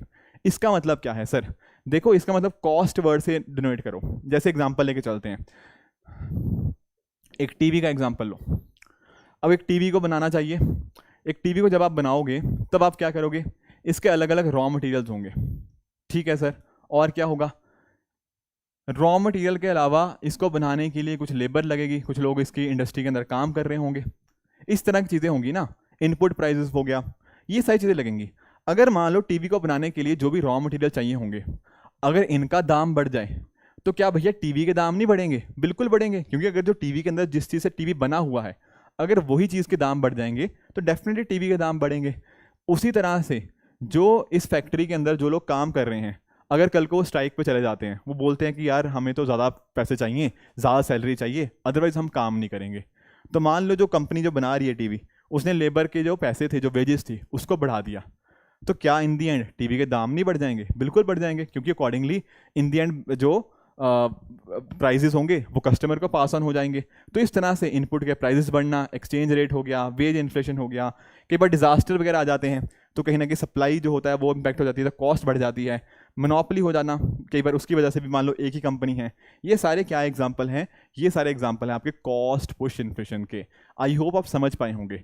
डिमांड पुल वाले के अंदर क्या होता था? डिमांड बढ़ जाती थी किसी भी कारण की वजह से, कि मान लो लोगों के पास ज़्यादा पैसा आ गया तो अकॉर्डिंगली डिमांड बढ़ गई, तो अकॉर्डिंगली इन्फ्लेशन बढ़ गया। यहाँ कॉस्ट वाली साइड आपको क्या करना है? कॉस्ट पुश इन्फ्लेशन के अंदर आपको चीज़ों की कॉस्ट देखनी है। रॉ मटेरियल बढ़ गया, रॉ मटेरियल की कॉस्ट बढ़ गई, आपका लेबर की वेजेस बढ़ गई, तब उस केस में क्या होता है? आपकी कॉस्ट पुश इन्फ्लेशन आपको देखने को मिलती है। तो दोनों का फर्क आपको डेफिनेटली यहाँ पे क्लियर होना चाहिए। दोनों का फर्क मैंने यहाँ भी आपको समझा दिया है, ठीक है, इसको भी आप यहाँ पे देख सकते हो। इसी तरह से एक और भी इन्फ्लेशन होती है, मॉनेटरी इन्फ्लेशन, ठीक है ना। ये एक्चुअली एक तरह से वैसे तो जो आपका डिमांड पुल इन्फ्लेशन है वही है, सिमिलर ही है, बट अलग से कई बार इसको अलग से एक नाम दे दिया जाता है, दैट इज मॉनेटरी इन्फ्लेशन। यहाँ पर सिंपल सी चीज़ है कि आरबीआई पैसा का ज़्यादा से ज़्यादा प्रिंट करती है। अगर मान लो सरकार है, सरकार खर्च बहुत ज़्यादा कर रही है पर कमाई बहुत कम है, तो कहीं ना कहीं बीच में जो घाटा होता है ना, उसको कहीं ना कहीं पूरा करना होता है। अगर इस घाटे को पूरा करने के लिए आप नया नया पैसा प्रिंट करने लग जाओगे तो उसको बोलते हैं हम मॉनेटरी इन्फ्लेशन। ठीक है सर, ये भी समझ आ गया। ऊपर से कई बार होता है प्रॉफिट पुश इन्फ्लेशन। इसका क्या मतलब होता है? आपने ओपेक का नाम सुना है? ओपेक होता है organization for petroleum exporting countries. जैसे फॉर एग्जांपल दुनिया में अलग अलग कंट्रीज हैं, तो वो क्या करती है ना, अपने एक झुंड बना लेती हैं, एक ग्रुप बना लेती हैं। अब वो क्या करती हैं? वो बोलती हैं, वो सेट करती हैं कि मार्केट में तेल के क्या दाम होने चाहिए, है कि नहीं? तो वो ओपेक वो सेट करता है। अगर मान लो ओपेक ने डिसाइड किया एज एन ऑर्गेनाइजेशन, ये डिफरेंट डिफरेंट जो कंट्रीज जो तेल एक्सपोर्ट करती हैं डिफरेंट डिफरेंट और कंट्रीज को, अगर मान लो ये सोचें कि यार हम पता क्या करते हैं, हम ना मार्केट में सप्लाई कम करते हैं तेल। अब आप खुद सोचो, मार्केट में क्रूड ऑयल की डिमांड बहुत है, पर इन्होंने सबने मिलकर पता क्या डिसाइड किया? इन्होंने जानबूझ के डिसाइड किया कि हम मार्केट में सप्लाई कम कर देंगे। डिमांड है, सप्लाई कम है, तो क्या तेल के दाम बढ़ नहीं जाएंगे? बिल्कुल बढ़ जाएंगे। पर ये ना डिमांड पुल कॉस्ट पुश उन वजह से नहीं बढ़े हैं। क्यों बढ़े हैं? क्योंकि भैया ये चाहते थे कि अपना प्रॉफिट बढ़ा पाए। That is the reason. इसको बोलते हैं प्रॉफिट पुश इन्फ्लेशन। चीज़ों के दाम बढ़े हैं क्योंकि प्रॉफिट की तरफ इन कंपनीज का या फिर जो ओपेक था इनका रुझान था, तो इसको बोलते हैं प्रॉफिट पुश इन्फ्लेशन। ठीक है, कुछ और भी टर्म्स हैं। एक होती है आपकी ओपन इन्फ्लेशन। ओपन इन्फ्लेशन का मतलब सिंपल जो इन्फ्लेशन बात करी उसी को बोलते हैं ओपन इन्फ्लेशन। यहां पर ध्यान रखना, हमारी सरकार ना अगर मान लो कोई भी एफर्ट नहीं लेती, कोई भी एफर्ट मान लो हमारी सरकार नहीं लेती इन्फ्लेशन को कंट्रोल करने के लिए, तब उसको क्या बोलते हैं हम? ओपन इन्फ्लेशन, कि सरकार ने कोई एफर्ट नहीं लिए। पर अगर मान लो सरकार किसी ना किसी तरीके से महंगाई को कंट्रोल में रखती है, उसको बोलते हैं सप्रेस्ड इन्फ्लेशन। एग्जाम्पल बताइए सर, जैसे कि सप्रेस्ड इन्फ्लेशन का क्या होगा? देखो, अगर मान लो ना सरकार ने क्या किया, जो डिफरेंट डिफरेंट आपका, अगर मान लो किसी ने ना टमाटर की काला बाजारी करके रखी हुई है, ब्लैक मार्केटिंग हो गया, होर्डिंग करके रखी हुई है, अपने गोडाउन्स के अंदर टमाटर जमा करके रखे हुए हैं ताकि मार्केट में टमाटर जाए ही ना और मार्केट में टमाटर का दाम बढ़ जाए। अगर इस तरह की चीज़ें होंगी तो क्या होंगे? चीज़ों के दाम बढ़ रखे होंगे। पर अगर सरकार इन सभी चीज़ों को ख़त्म करने की कोशिश कर रही है, तो यहाँ पर क्या किया है एक तरह से ना, यहाँ पर उसको बोलते हैं रिप्रेस्ड या सप्रेस्ड इन्फ्लेशन। ठीक है ना, तो यहाँ पर सरकार ने कुछ प्राइस कंट्रोल लगा दिए कि मान लो आप टमाटर 100 रुपये किलो से ज़्यादा बेच ही नहीं सकते। अगर मान लो सरकार ने इस तरह का कंट्रोल लगा दिया तो इसको बोलेंगे क्या? Suppressed inflation. Getting the point? ठीक है, तो ये सारी चीज़ें हमें देखनी पड़ती हैं। सप्रेस्ड इन्फ्लेशन का मीनिंग हमें पता होना चाहिए। आगे चलते हैं, एक वर्ड आता है हमारा श्रिंकफ्लेशन। श्रिंकफ्लेशन का मतलब क्या होता है? देखो यहाँ पर भी ना चीज़ों के दाम के साथ ही लिंक है, पर समझने की कोशिश करो।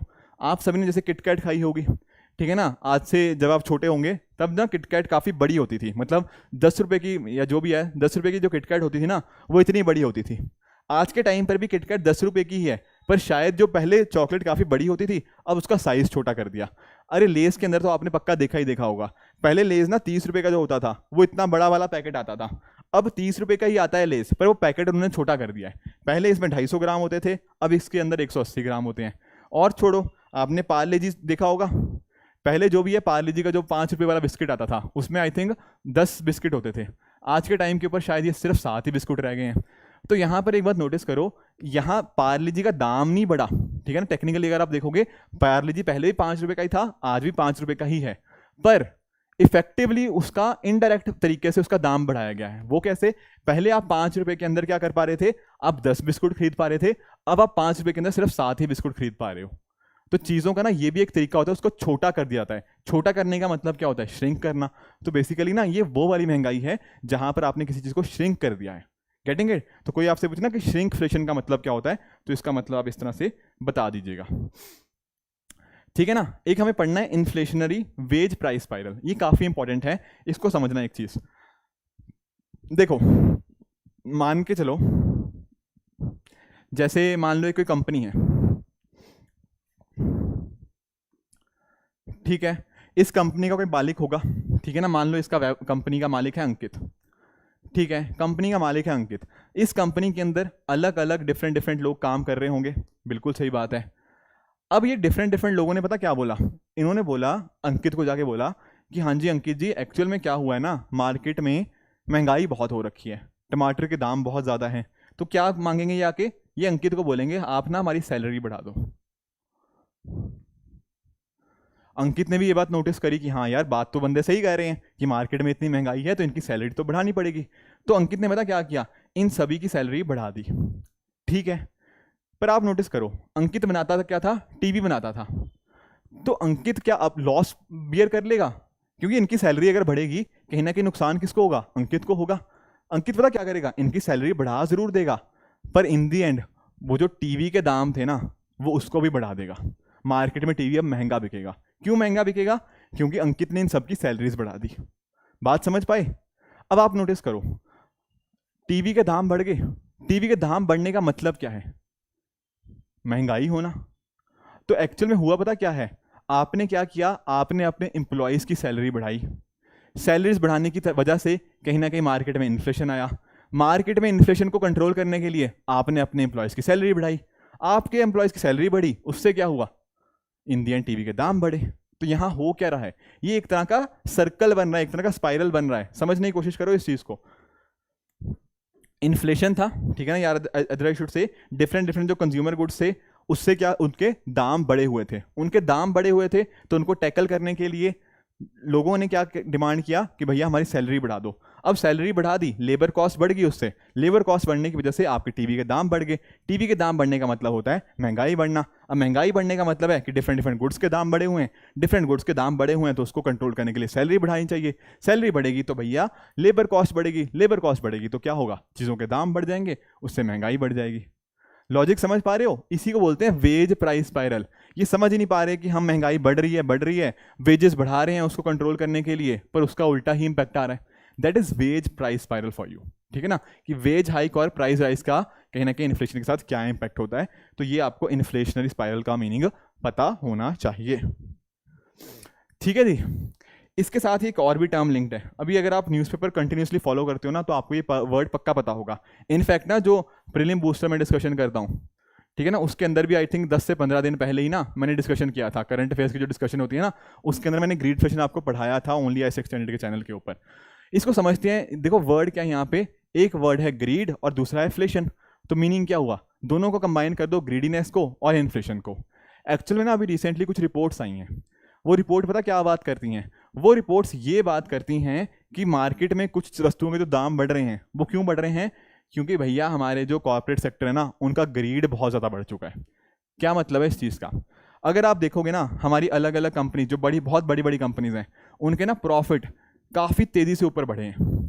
प्रॉफिट उनका होता जा रहा है। और वो क्या करते हैं, वो बोलते हैं कि मान लो ना कि कोई वस्तु है, मान लो किसी भी चीज़ है, कोई बड़ी कंपनी का एग्जांपल लो, तो बड़ी कंपनी क्या बोलेगी कि हाँ जी हमारी कंपनी के जो प्रोडक्ट्स हैं ना, हम उनका दाम बढ़ा रहे हैं। पता क्या बोलेंगे कि हम दाम क्यों बढ़ा रहे हैं? क्योंकि मार्केट में महंगाई ज़्यादा है और महंगाई को कंट्रोल करना है, या फिर अदर शुड से कि जो उनके एम्प्लॉयज़ हैं उनको उनका जो मैंने बताया था ना, उनकी वेजेस बढ़ानी है। तो इन्होंने बोला कि अगर ना हमने किसी वस्तु का दाम बढ़ाया, तो पता क्यों बढ़ाया? क्योंकि वो चाहते थे कि जो उस कंपनी के अंदर एम्प्लॉयज़ काम कर रहे हैं उनको अच्छी वेजेस मिल पाए, ताकि इन्फ्लेशन से कंट्रोल कर पाए। पर एक्चुअल में ये बात इनकी बिल्कुल झूठ साबित हुई है। कैसे? एक्चुअल में ना वो अपने एम्प्लॉयज़ की ना वो सैलरी बढ़ा रहे थे, पर इनका जो एंड प्रोडक्ट था उसका दाम बढ़ाते जा रहे थे। तो यहाँ पर पता क्या हुआ, आप अपने एम्प्लॉयज़ की सैलरी नहीं बढ़ा रहे, पर आप अपना जो भी एंड प्रोडक्ट है उसका कॉस्ट बढ़ाते जा रहे हो मार्केट के अंदर। यहाँ पर आपका रीज़न क्या है, आपकी ग्रीडीनेस है। आप चाहते हो कि आपका प्रॉफिट बढ़ता रहे बढ़ता रहे बढ़ता रहे, और यही ग्रीडीनेस की वजह से कहीं ना कहीं मार्केट में महंगाई आती है। इसी को क्या बोलते हैं, ग्रीडफ्लेशन। कि ग्रीडीनेस की वजह से, कॉर्पोरेट ग्रीड की वजह से आपको महंगाई देखने को मिलती है। तो कोई आपसे पूछे ना ग्रीडफ्लेशन का मतलब क्या होता है, उसको ये वाली टर्म आप बता दीजिएगा, ठीक है, ये आपको पता होना चाहिए। अब देखो हमने क्या पढ़ा था, एक इन्फ्लेशनरी स्पाइरल के बारे में पढ़ा था, जो वेज प्राइस वगैरह था। अब यहाँ पर क्या होता है ना, एक डीफ्लेशनरी स्पाइरल भी हमें देखने को मिलता है। इसका मतलब क्या है डीफ्लेशनरी स्पाइरल का, इसको एक बार कोशिश करते हैं। देखो मान लो मार्केट में डिमांड कम हो रही है। अब मार्केट में डिमांड कम होगी तो कहीं ना कहीं अगर किसी चीज़ की डिमांड कम है तो उस वजह से क्या होगा, उसके प्राइस नीचे आ जाएंगे। समझ रहे हो ना, कि अगर डिमांड ही नहीं है किसी वस्तु की तो अकॉर्डिंगली उसके दाम नीचे गिरेंगे, ठीक है ना, क्योंकि लोग उसको खरीदना ही नहीं चाहते, तो अकॉर्डिंगली उस कंपनी को दाम नीचे करने ही पड़ेंगे उसके प्राइसेस को। अगर कंपनी के दाम नीचे आ रहे हैं, अगर कंपनी के प्रोडक्ट्स के दाम नीचे आ रहे हैं, तो हो सकता है कंपनी दिवालिया हो जाए, कंपनी अपना बैंकरप्सी हो जाए, कंपनी की हालत ख़राब हो जाएगी, क्योंकि कंपनी के प्रोडक्ट्स बिक ही नहीं रहे, कंपनी की डिमांड ही नहीं है कंपनी के प्रोडक्ट्स की, तो उनके प्रोडक्ट्स के दाम नीचे आ चुके हैं, तो अकॉर्डिंगली कंपनी की हालत बहुत ख़राब है। कंपनी की हालत ख़राब है तो क्या होगा, कंपनी को लोगों को बाहर निकालना पड़ेगा, कंपनी से ले ऑफ करने पड़ेंगे, ठीक है ना, लोगों को बोलना पड़ेगा कि आप ये नौकरी से आपको हम निकाल रहे हैं, ये सारी चीज़ें होंगी। अब आप खुद सोचो, जब इस तरह से सारी कंपनी ऐसा करने लग जाएंगी, क्या करने लग जाएंगी, लोगों को नौकरी से बाहर निकालने लग जाएंगी, तो लोगों के पास क्या होगा, पैसा नहीं होगा। और जब लोगों के पास पैसा नहीं होता तो क्या वो कहीं खर्च करेंगे उस चीज़ को, नहीं करेंगे। जब पैसा है ही नहीं तो कहाँ खर्च करेंगे, तो उससे क्या होता है, आपकी डिमांड नीचे आ जाती है, और डिमांड नीचे होगी तो क्या होगा, ये पूरा सर्कल फिर से चलेगा। इसको बोलते हैं डीफ्लेशनरी स्पाइरल, कि मार्केट में अगर किसी चीज़ की डिमांड ना होती, उसके दाम नीचे आ जाते हैं, दाम नीचे आते हैं तो कंपनी लॉस में चली जाती है, कंपनी लॉस में होती है तो कंपनी को उन लोगों को बाहर निकालना पड़ता है, जो एम्प्लॉयज़ होते हैं उनको निकालना पड़ता है। अब एम्प्लॉयज़ के पास पैसे ही नहीं हैं तो कहाँ पर वो मार्केट में जाएंगे, क्या खर्च करेंगे, खर्च नहीं करेंगे तो डिमांड नीचे आ जाएगी, और इस तरह से पूरा ये साइकिल चलता रहेगा। तो कोई आपसे पूछे डीफ्लेशनरी स्पाइरल के बारे में, तो दिस इज डीफ्लेशनरी स्पाइरल। उसी तरह से एक वर्ड होता है स्क्यूफ्लेशन। अब सर स्क्यूफ्लेशन का मतलब क्या है, देखो जो लोग स्टैटिस्टिक्स वगैरह पढ़ के आए हैं 10th 11th के अंदर, तो आपने स्क्यूनेस सुना होगा। स्क्यूनेस का मतलब होता है कि बहुत ऊपर नीचे होना चीज़ों का। तो यहाँ पर पता क्या हो रहा है, इन्फ्लेशन के अंदर पता क्या हो रहा है, इन्फ्लेशन के अंदर कुछ वस्तुएं हैं जिनका दाम बढ़ रहा है, वेरस बाकी जो वस्तुएं हैं उनका दाम नहीं बढ़ रहा। मान लो जैसे आज के टाइम के ऊपर, मान लो वैसे तो आज के टाइम के ऊपर सब चीज़ों का ही दाम बढ़ा हुआ है, पर कई बार होता है ना कि हमें देखने को मिलता है यार बाकी सब्जियों के दाम उतने ही होते हैं, पर हम कई बार देखते हैं कि यार प्याज के दाम बड़े बढ़ गए हैं। इस चीज़ को बोलते हैं स्क्यूफ्लेशन, कि बाकी सारी चीज़ों के दाम नॉर्मल ही हैं, पर एक दो वस्तुओं के दाम क्या हो जाते हैं अचानक से ऊपर बढ़ जाते हैं। तो दैट इज स्क्यूफ्लेशन, कि इन्फ्लेशन के अंदर ना काफ़ी उतार चढ़ाव देखने को मिले। क्लियर हुआ। देखो कॉन्सेप्ट हमने काफ़ी सारे पढ़ लिए हैं। अब यूपीएससी ने जो क्वेश्चन अलग अलग पूछे हुए हैं उनको एक बार ट्राई करते हैं अटेम्प्ट करने की। इनफैक्ट ना मुझे ना आप सभी की तरफ से ना यहाँ पर रिस्पॉन्स चाहिए, ठीक है। कॉन्सेप्ट हमने काफ़ी डिटेल में समझने की कोशिश करी है। अब यहाँ पर आपका रोल आता है कि आप कैसे इन क्वेश्चंस को अटेम्प्ट करते हो। मुझे नीचे कमेंट से बताते रहना। जैसे क्वेश्चन नंबर 1 है आपका आज का, मैं कराऊंगा अभी, बट मैं चाहता हूँ कि देखूँ कि आप लोग कितना अच्छे से सुन रहे थे। यहाँ कह रहा है कि इनमें से कौन सी स्टेटमेंट करेक्ट है। पहला वो कह रहा है इन्फ्लेशन बेनिफिट्स द डेटर्स। क्या बात ठीक है। याद करो वो वैभव और अंकित का एग्जाम्पल, मैंने क्या बताया था, वैभव ने क्या दिए थे, अंकित को 100 रुपये दिए थे, और वापस में अंकित ने क्या किया था, 130 रुपये वापस किए थे। यही था। इसमें डेटर कौन था, डेटर था अंकित, वैभव कौन था, वैभव था क्रेडिटर, राइट है। और मैंने बताया था कि वैभव को नुकसान हुआ है। पहले उसने 100 रुपये दिए थे, बदले में भले ही उसको 130 रुपये मिले हों, पर आज मार्केट के अंदर क्या हुआ है, वस्तुओं के दाम बढ़ चुके हैं, तो वैभव को नुकसान हुआ था। बेसिकली आपके जो क्रेडिटर होते हैं उनको नुकसान होता है, और आपके जो डेटर होते हैं उनको फायदा होता है। और यहाँ पर भी ये बात यही कह रहा है कि इन्फ्लेशन ने डेटर को बेनिफिट किया, तो बात बिल्कुल ठीक है। दूसरा बात कह रहे हैं कि इन्फ्लेशन से बॉन्ड होल्डर्स को बेनिफिट होता है। क्या ये बात ठीक है? नहीं। मैंने आपको याद करो बताया था, बॉन्ड होल्डर एक तरह का क्या होता है, क्रेडिटर ही होता है। वो याद करो, कंपनी को पैसे चाहिए थे, उसने कागज़ का टुकड़ा इशू किया, मैंने उसको 100 रुपये दिए, तो मैं क्या हुआ था, बॉन्ड होल्डर, एक तरह का क्रेडिटर ही हुआ था। तो क्रेडिटर को भैया लॉस होता है। तो पहला ठीक है, दूसरा गलत है। इसका सही आंसर आएगा आपका ऑप्शन नंबर ए। ये टेबल मैंने पढ़ाया था ना, ये देख लो, जो आपके बोरोवर्स होते हैं वही तो आपके डेटर होते हैं, तो इनको फ़ायदा होता है, आपके जो बॉन्ड होल्डर होते हैं उनको नुकसान होता है। बहुत ईजी क्वेश्चन था, क्लियर है? ये है आज का आपका क्वेश्चन नंबर 2, इसको अटेम्प्ट करो। ये डायरेक्टली आपका इन्फ्लेशन के साथ लिंक नहीं है, पर पिछले चैप्टर्स के अंदर हमने ऐसा समझा हुआ है, ईजी है, मुश्किल नहीं लगेगा। यहाँ क्या कह रहा है कि अगर मान लो इकोनॉमी के अंदर आपकी जो इंटरेस्ट रेट है वो नीचे आ जाए तो इससे क्या होगा। आप खुद सोचो, अगर इंटरेस्ट रेट नीचे आ जाएगी, अगर मान लो आज आपकी इंटरेस्ट रेट मान लो 5% है, तब आप बैंक से लोन नहीं लेना चाहोगे, ठीक है ना? कोई भी बैंक से लोन लेना नहीं चाहेगा। पर अगर मान लो बैंक ने जो लोन लेने की दर है वो 5% की जगह अगर 2% कर दी, तो क्या करेंगे लोग? ज़्यादा से ज़्यादा कहीं ना कहीं खर्च करना पसंद करेंगे। इसके साथ ही कहीं ना कहीं आपका जो इन्वेस्टमेंट एक्सपेंडिचर होगा, सरकारों का इन्वेस्टमेंट एक्सपेंडिचर होगा, वो बढ़ेगा। तो यही चीज़ तो पूछ रहा है। तो एक्चुअल में इसका ऑप्शन नंबर सी बिल्कुल करेक्ट होगा कि अगर इंटरेस्ट रेट नीचे आती है तो अकॉर्डिंगली क्या होता है, इन्वेस्टमेंट एक्सपेंडिचर वहाँ पे ऊपर बढ़ जाता है। बाकी जो कह रहे हैं कि टोटल सेविंग बढ़ेगी, अरे नहीं, आप सेव कब करना चाहोगे? जब इंटरेस्ट रेट कम होगी तब सेव करना चाहोगे क्या? तब तो कुछ मिलेगा ही नहीं आपको। तो बाकी स्टेटमेंट बिल्कुल यहाँ पे गलत है। Option number C, increase the investment expenditure, यहाँ पे बिल्कुल करेक्ट आंसर है। आगे चलो, ये आपका क्वेश्चन नंबर 3 हो जाएगा। अब इसको मैं आपको समझा दूंगा, कोशिश करना है इसको करने की। यहां पर क्वेश्चन में क्या कह रहा है, पहला स्टेटमेंट देखो क्या कह रहा है कि इन्फ्लेशन को कंट्रोल करना सिर्फ और सिर्फ आपके सरकार की जिम्मेदारी है, सिर्फ गवर्नमेंट ऑफ इंडिया की। अरे भैया, आरबीआई क्या करेगा अगर सिर्फ सरकार की जिम्मेदारी होगी? क्या आरबीआई का काम नहीं है ये? नहीं, दोनों की जिम्मेदारी है।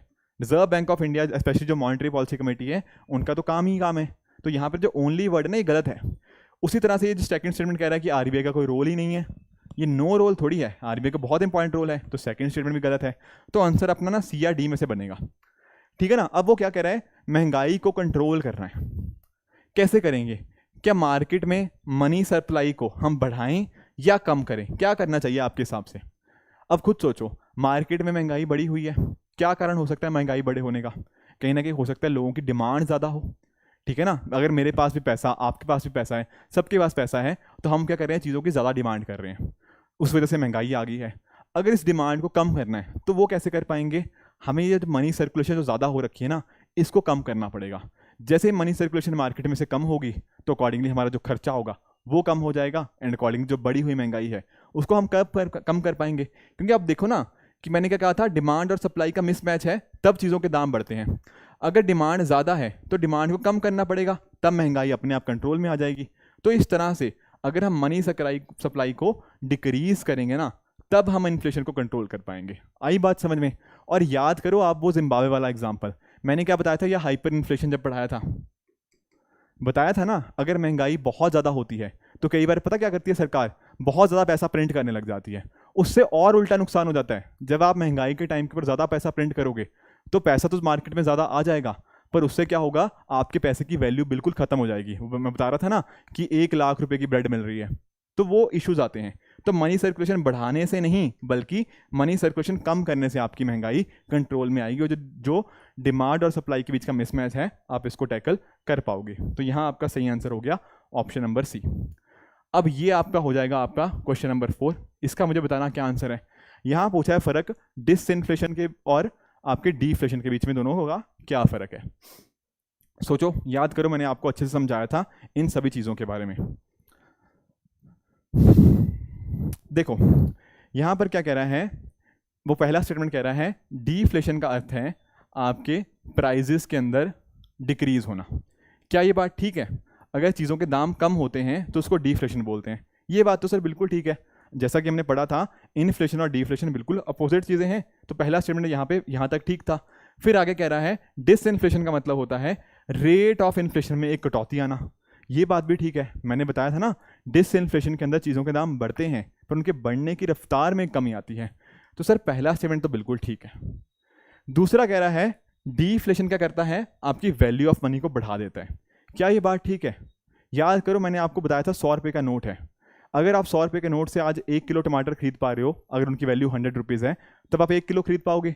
अगर कल को टमाटर सस्ते हो जाएंगे तो क्या होगा, आपके उसी 100 रुपये की नोट की वैल्यू बढ़ जाएगी ना। तो ये बात बिल्कुल ठीक कह रहा है कि डीफ्लेशन से वैल्यू ऑफ मनी बढ़ जाती है।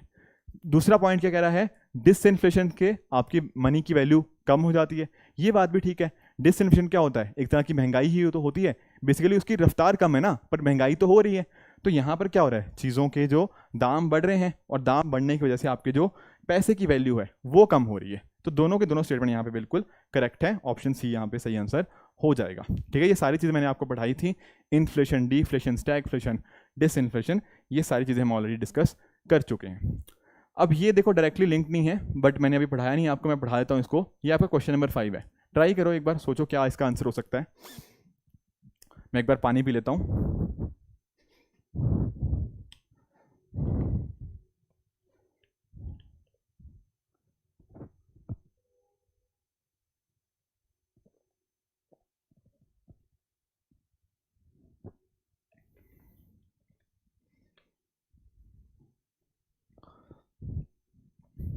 हाँ जी, यहाँ पर कह रहा है कि कई बार ना महंगाई में बढ़ने का के पीछे का कारण बेस इफेक्ट को मानते हैं। तो बेस इफेक्ट क्या होता है?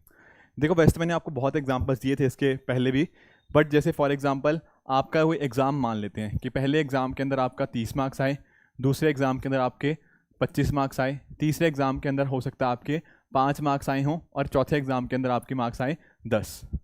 अब अगर आप इन दोनों को कंपेयर करोगे, आप बोलोगे कि सर इस वाले एग्ज़ाम के अंदर ना पिछले वाले टेस्ट के मुकाबले मैंने दुगना अच्छा परफॉर्मेंस दिया है, क्योंकि पिछले बार आपके मार्क्स से 5, इस बार आए हैं 10, तो डबल हो गया आपका परफॉर्मेंस।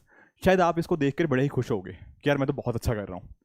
पर एक्चुअल में अगर आप पूरे पैटर्न को देखोगे तब आपको पता लगेगा कि यार तीसरे और चौथे टेस्ट के अंदर तो आपने बहुत ही खराब परफॉर्म किया, देखने को मिलेगा ना।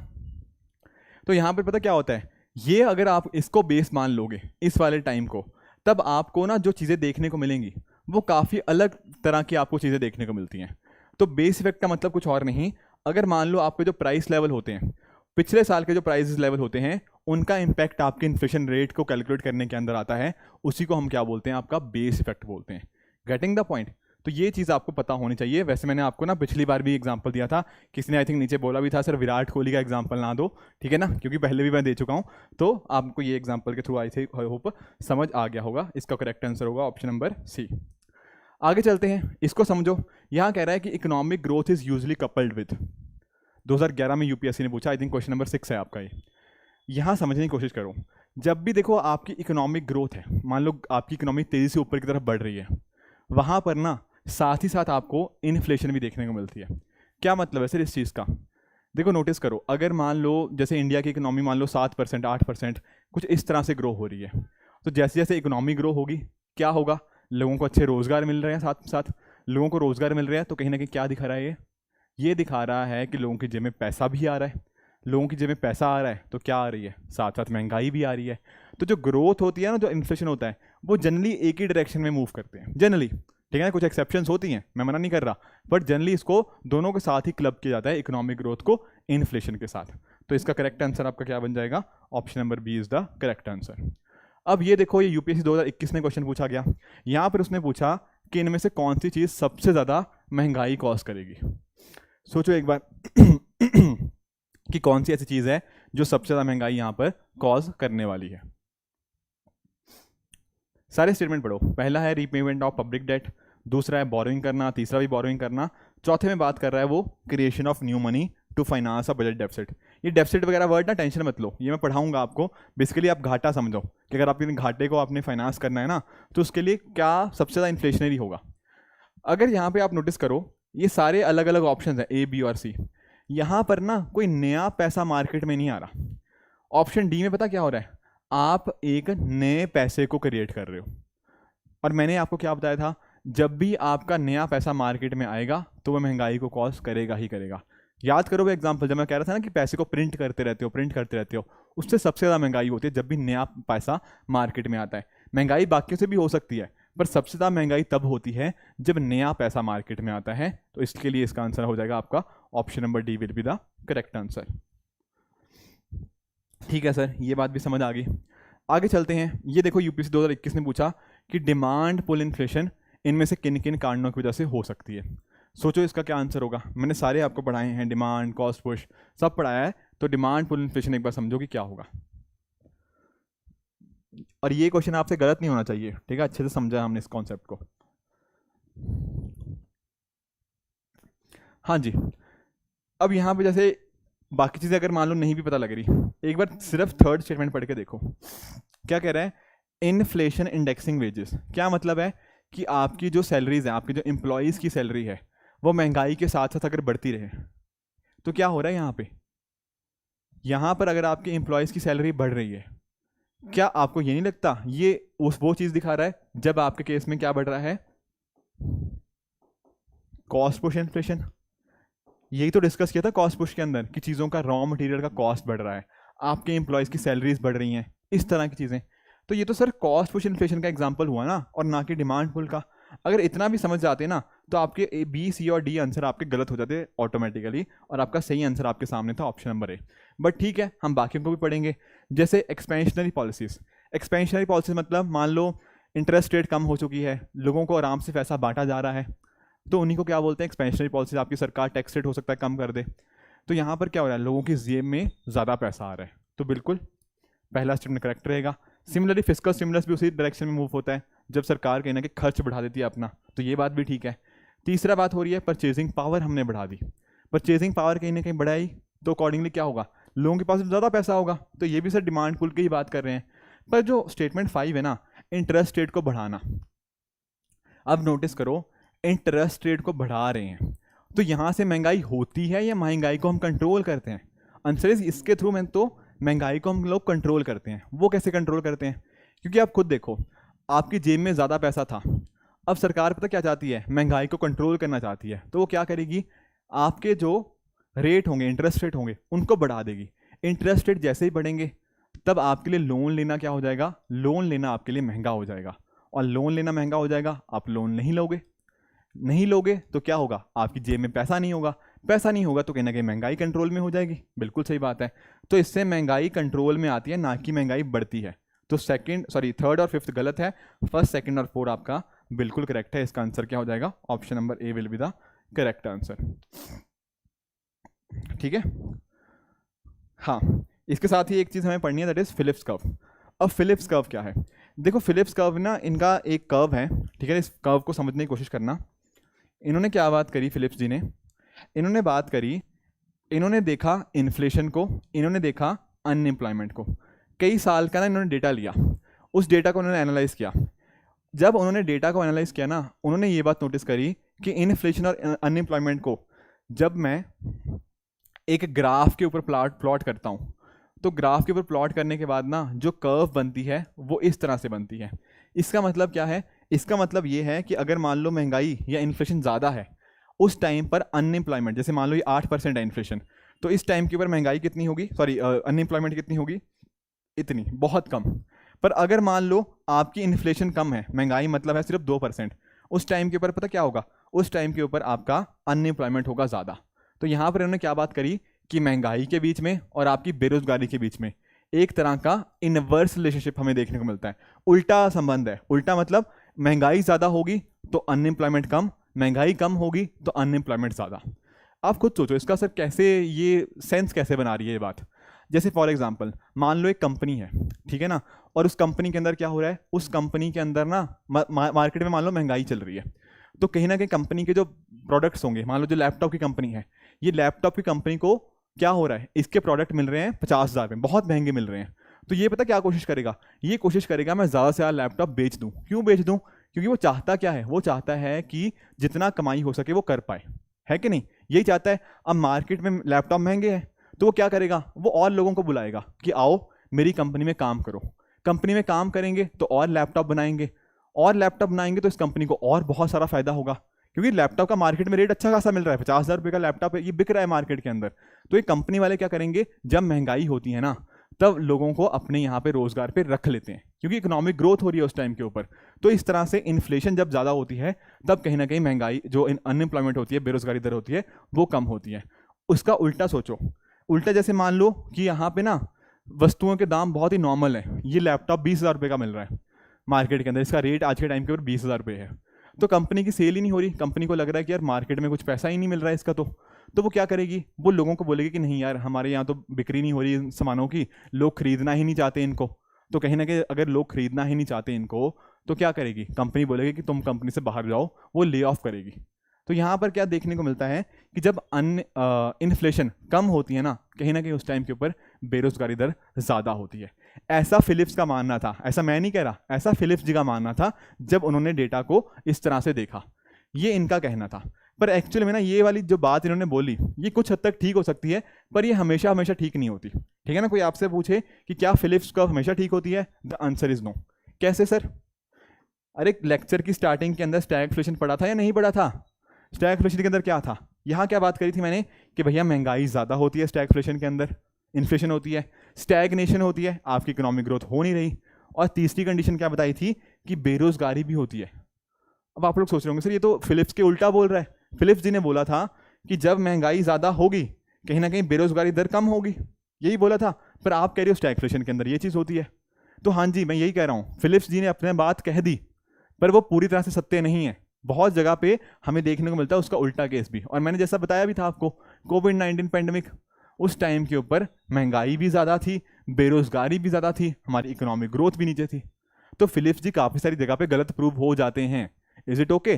पर हमें ना पढ़ना पड़ता है कि फिलिप्स कब होती क्या है, क्या उनका आइडिया था, क्या सोच के उन्होंने बोला, और एक्चुअल में किस तरह से आज के टाइम के ऊपर हमें देखने को मिलता है कि फिलिप्स कर्व के अंदर कुछ खामियां होती है, जैसा कि मैंने आपको प्रूफ भी कर दिया स्टैगफ्लेशन के अंदर। ठीक है? तो आई होप स्टैगफ्लेशन आपको समझ आ गया होगा। उसी तरह से हमें पढ़ना है किसके बारे में? रीफ्लेशन के बारे में। अब यहाँ पर मतलब क्या है? यहाँ पर रीफ्लेशन का मतलब है कि आप ना पहले आपके मान लो वस्तुओं के दाम कम हो रहे थे, मान लो टमाटर के दाम नीचे जाए जा रहे हैं, नीचे जा रहे हैं, नीचे जाए जा रहे हैं। अब उसके बाद आपने टमाटर के दाम वापस से ठीक होने लग गए, इसको बोलते हैं रीफ्लेशन। यहाँ पर क्या हो रही थी? जब वस्तुओं के दाम नीचे गिर रहे थे, दिस इज डिफ्लेशन।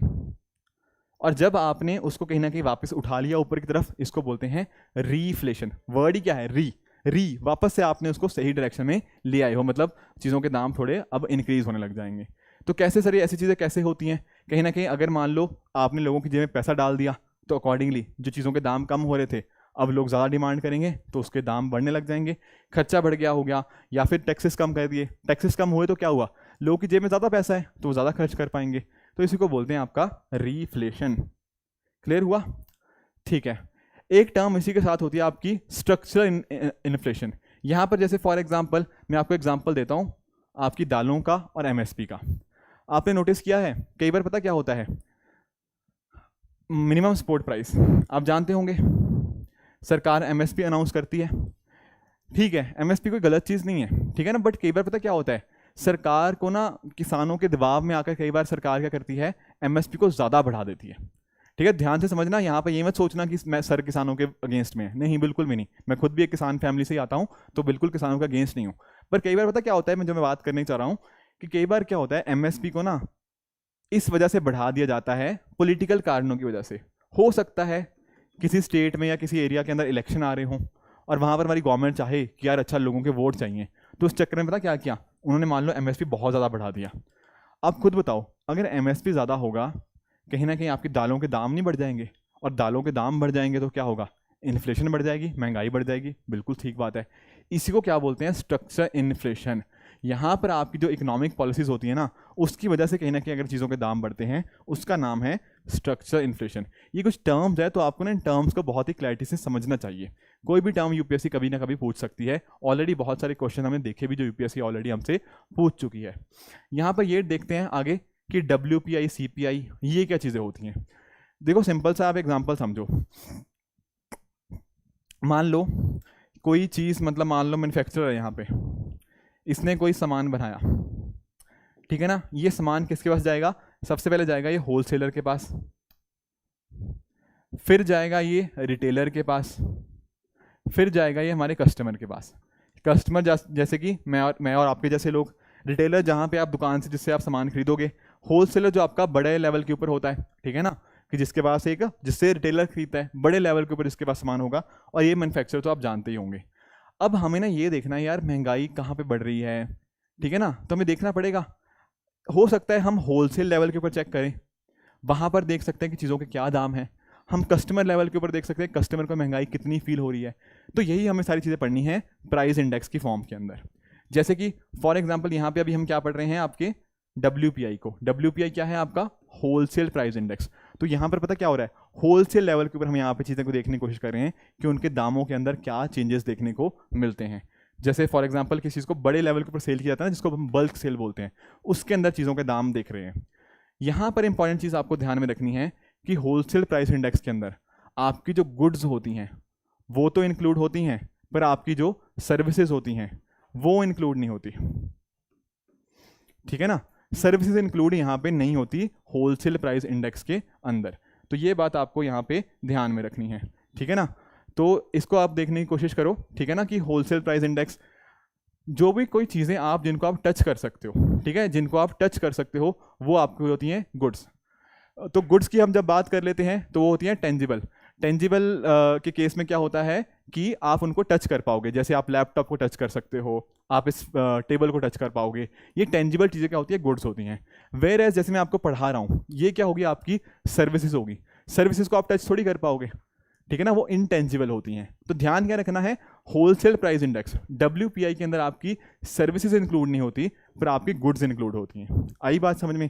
हम क्या चीज़ चेक कर रहे हैं कि इन चीज़ों के अंदर महंगाई कैसे बढ़ रही है, क्या चीज़ों के दाम कैसे कैसे चेंज आ रहे हैं, that is WPI at the wholesale level. अब एक चीज़ और ध्यान में रखनी है कि भैया कौन इसको रिलीज़ करता है इस इंडेक्स को। तो ध्यान रखिएगा, आपकी ना एक मिनिस्ट्री है, ministry of commerce and industry.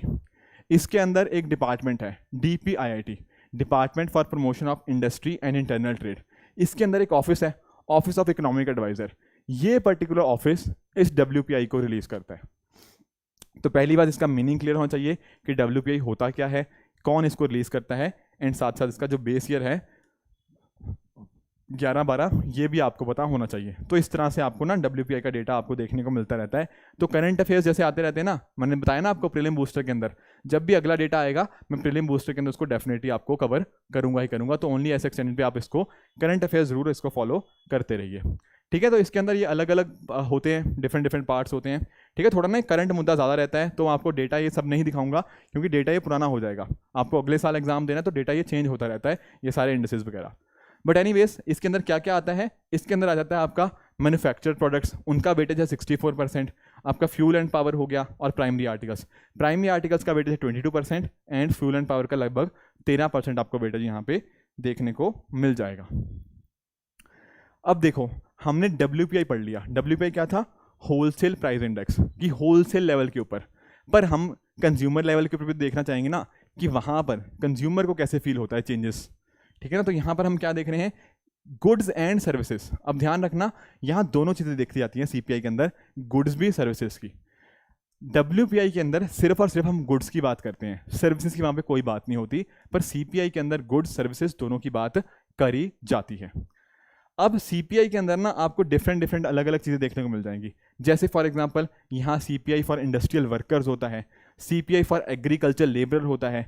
उसी तरह से आपके और भी कंज्यूमर प्राइस इंडेक्स होते हैं, जैसे फॉर एग्जांपल रूरल लेबरर्स के लिए हो गया, CPI शहरी क्षेत्रों के लिए हो गया, कंज्यूमर प्राइस इंडेक्स आपका ग्रामीण क्षेत्रों के लिए हो गया।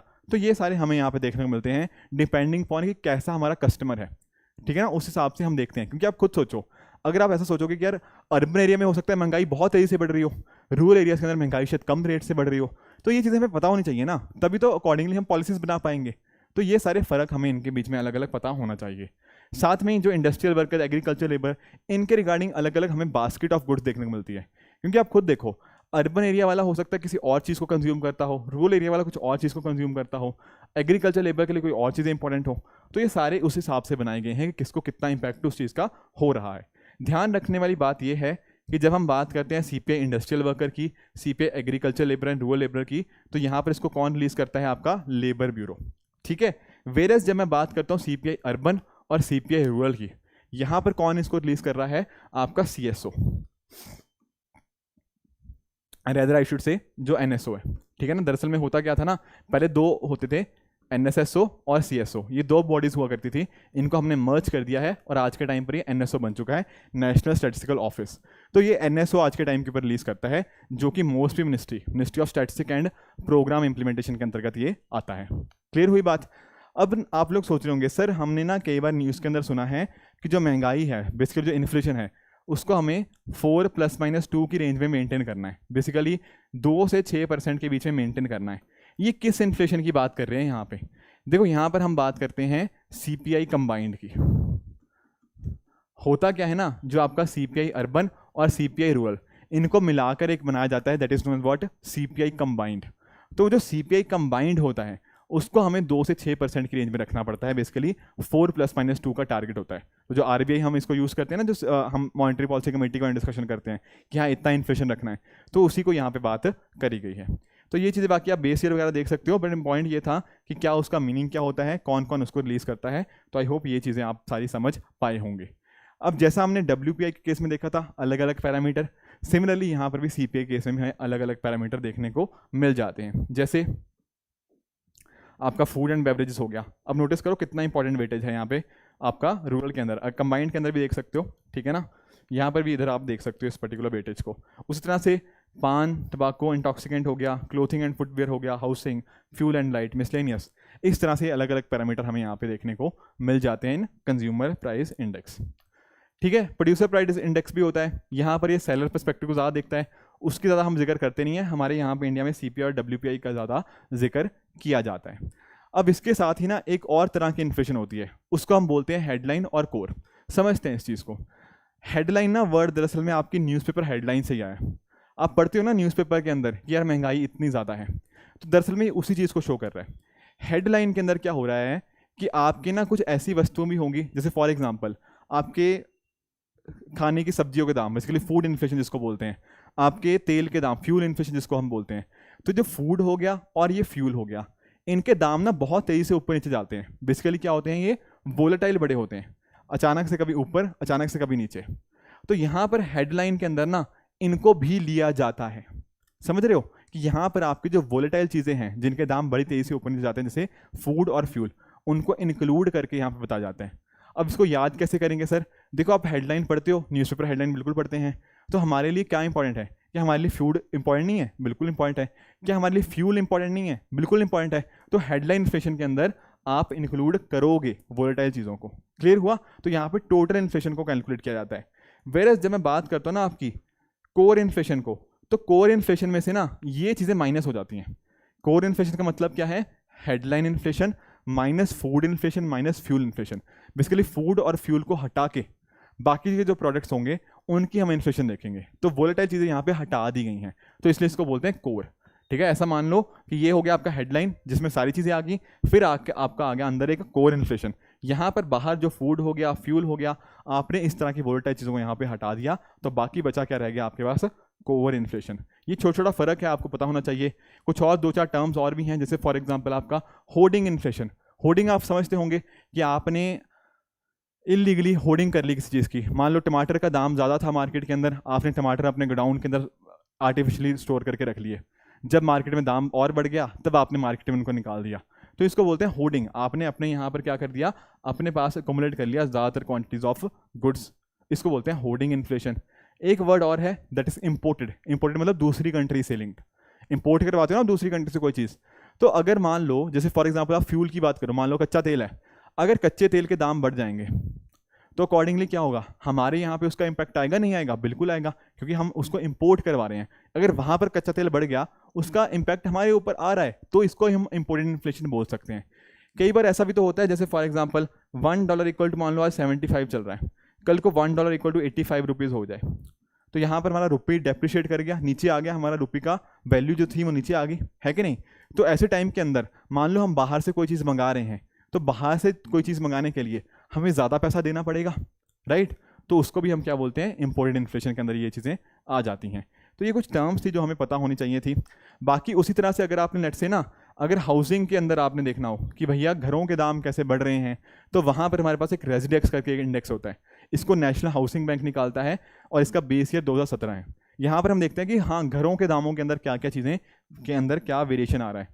ये छोटी छोटी चीज़ें हैं। उसी तरह से एक RBI एक और सर्वे करवाता है, इन्फ्लेशन एक्सपेक्टेशन सर्वे, कि लोगों के हिसाब से क्या इन्फ्लेशन है, ठीक है ना? क्वार्टरली ये चीज़ होती है। ये उतने इंपॉर्टेंट देखो है नहीं, ठीक है ना? आपको बस बेसिक आइडिया रखना है।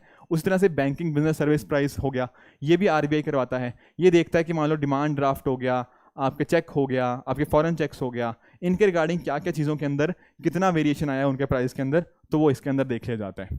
आई बात समझ में? यहाँ पर ये क्वेश्चन मैं आपको होमवर्क के लिए दे रहा हूँ, ठीक है ना। इसका मुझे आप नीचे कमेंट्स में बताना क्या आंसर है। बाकी 7-8 क्वेश्चन तो हमने क्लासेस के अंदर देख ही लिए, ये आपके लिए होमवर्क रहेगा, ये प्रैक्टिस क्वेश्चन। एक ये क्वेश्चन ट्राई कर लेते हैं। यहाँ का क्या कह रहा है, अगर बैंक रेट बढ़ता है, ठीक है ना, तो क्या होगा। अब बैंक रेट छोड़ो, आप सिंपली सोचो, इसको आप इंटरेस्ट रेट मान के चलो, क्योंकि मैं जब बैंक रेट पढ़ाऊंगा तो समझा दूंगा। इंटरेस्ट रेट मान के चलो कि इंटरेस्ट रेट अगर बढ़ जाएगा तो क्या होगा। अगर इंटरेस्ट रेट बढ़ता है तो क्या होगा, कहीं ना कहीं सेंट्रल गवर्नमेंट हमारी कैसी पॉलिसी अडॉप्ट कर रही है, आपकी टाइट मॉनेटरी पॉलिसी। क्यों कर रही होगी, आप ये सोचो। चलो, अगर इंटरेस्ट रेट बढ़ गया, उसकी वजह से क्या हो रहा है, कहीं ना कहीं सरकार क्या चाहती है, या सेंट्रल बैंक क्या चाहता है, वो चाहता है कि भैया मार्केट में महंगाई बनी हुई है, इस महंगाई को हमें कम करना है, तो थोड़ी मॉनेटरी इकोनॉमी को क्या करना पड़ेगा, टाइट करना पड़ेगा। तो इसलिए इसको क्या बोलते हैं हम, टाइट मनी पॉलिसी यहाँ पे बोला जाता है। तो इसका करेक्ट आंसर आपका ऑप्शन नंबर डी हो जाएगा। ये ट्राई करो। यहाँ क्या कह रहा है, supply of money remaining the same when there is an increase in demand for money there will be. ये डिमांड सप्लाई का क्वेश्चन है। क्या कह रहा है, मनी की सप्लाई सेम है पर उसकी डिमांड बढ़ गई है। तो बहुत सिंपल सी चीज़ है, अगर किसी भी चीज़ की सप्लाई कांस्टेंट है पर उसकी डिमांड बहुत ज़्यादा होती है, तो क्या होता है, उस चीज़ के भाव बढ़ जाते हैं, नहीं बढ़ जाते, बिल्कुल बढ़ जाते हैं। टमाटर के केस में यही तो बताया था, सप्लाई उतनी ही है पर लोगों की डिमांड बहुत ज़्यादा है, तो टमाटर के भाव बढ़ेंगे नहीं बढ़ेंगे, बिल्कुल बढ़ेंगे। तो सेम यहाँ पर अब ये है कि मनी की सप्लाई कम है पर मनी की डिमांड बढ़ चुकी है, तो क्या होगा, मनी के लिए आपको जो चाहिए इंटरेस्ट रेट जो होगा आपको ज़्यादा लगेगा अगर आप बहुत सारे लोग हैं। मतलब ऐसा समझो ना कि पैसा है इतना ही, बैंक के पास सिर्फ इतना ही पैसा है, पर लेने वाले बहुत सारे हैं, हज़ारों लोग आ गए कि मुझे बैंक से पैसा चाहिए, तो क्या होगा, बैंक बोलेगा किसको दूं यार, किसको दूं। तो बैंक पता क्या बोलेगा कि जो मुझे ज़्यादा इंटरेस्ट रेट देगा मैं उसको दूंगा। तो इस तरह से जब भी सप्लाई सेम होती है पर डिमांड ज़्यादा होती है तो इंटरेस्ट रेट उसके बढ़ जाते हैं। तो इसका option number B correct answer आपका बन जाएगा। एक और क्वेश्चन आया है, a rise in general level of prices may be caused by. अब इसका क्या मतलब है, जनरल लेवल ऑफ प्राइजेस मतलब वो कह रहा है महंगाई कब बढ़ेगी, वो सिंपली ये पूछ रहा है। पहला स्टेटमेंट कह रहा है कि अगर मनी सप्लाई बढ़ जाए, अगर सबके पास पैसा होगा, सबकी जेबों में ज़्यादा पैसा होगा, मनी सप्लाई बढ़ चुकी है, तो क्या उससे महंगाई होगी या नहीं होगी। अरे ऑब्वियसली होगी, कितनी बार तो डिस्कस कर लिया। दूसरा कह रहा है अगर आउटपुट कम होगा, अगर मार्केट में आउटपुट कम है, किसी चीज़ का सप्लाई ही कम है, आउटपुट मतलब सप्लाई, कहीं ना कहीं किसी वस्तुओं की आउटपुट, ठीक है, अगर वो कम है तो क्या महंगाई हो सकती है, बिल्कुल। सप्लाई कम है पर डिमांड उतनी है, तो डेफिनेटली ये चीज़ होगी। तीसरा कह रहा है अगर डिमांड बढ़ जाए, अगर डिमांड बढ़ेगी किसी चीज़ की तो चीज़ों के दाम बढ़ेंगे ही बढ़ेंगे। अब इससे इजी क्वेश्चन क्या हो सकता है, बताओ, खुद बताओ आप लोग, ठीक है। तो ऑप्शन नंबर डी यहाँ पर आपका आंसर करेक्ट हो जाएगा।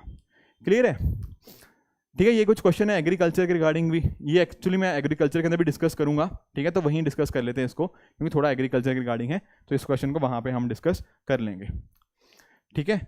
ये भी इन्फ्लेशन इंडेक्स बॉन्ड है, तो बॉन्ड के साथ डिस्कस कर लेंगे, ठीक है। ये क्वेश्चन देखो, ये यूपीएससी ने 2022 में पूछा आपसे कि प्राइस स्टेबिलिटी मतलब महंगाई ज़्यादा ना बढ़े तो प्राइस को स्टेबल रखें, इसके लिए कौन रिस्पॉन्सिबल है, बताओ भैया कौन रिस्पॉन्सिबल है। वेरी वेरी इजी आंसर, आपका रिजर्व बैंक ऑफ इंडिया, ठीक है ना। ये तो इजी क्वेश्चन है, देखो काफ़ी ऐसे क्वेश्चन ना कभी गलत नहीं करने हैं आपने, राइट। एक ये क्वेश्चन ट्राई करो, ये क्वेश्चन थोड़ा सा मुश्किल था, काफ़ी सारे स्टूडेंट इसमें गड़बड़ कराए थे, सोचो इसका क्या आंसर होगा। अब चलो पहले स्टेटमेंट 2 पढ़ते हैं। स्टेटमेंट 2 क्या रहा है कि जो होलसेल प्राइस इंडेक्स होता है, यहाँ पर सर्विसेज के अंदर जो चेंजेस आते हैं उसको हम नहीं देखते। क्या ये बात ठीक है, बिल्कुल ठीक है। मैंने बताया था ना, WPI के अंदर आप सिर्फ गुड्स को देखते हो, CPI के अंदर क्या होता है, आप गुड्स को भी और सर्विसेज दोनों को देखते हो। तो एक्चुअल में ना आपकी स्टेटमेंट 2 यहाँ पर बिल्कुल करेक्ट है। स्टेटमेंट 3 देख लेते हैं, वहाँ क्या कह रहा है, RBI ने होलसेल प्राइस इंडेक्स को अपना इंपॉर्टेंट मेजर बनाया हुआ है। क्या जो हम बात करते हैं 4 ± 2% की, क्या वो WPI होता है, नहीं, क्या था वो, CPI कंबाइंड, यही था ना। तो भैया थर्ड स्टेटमेंट आपकी गलत है।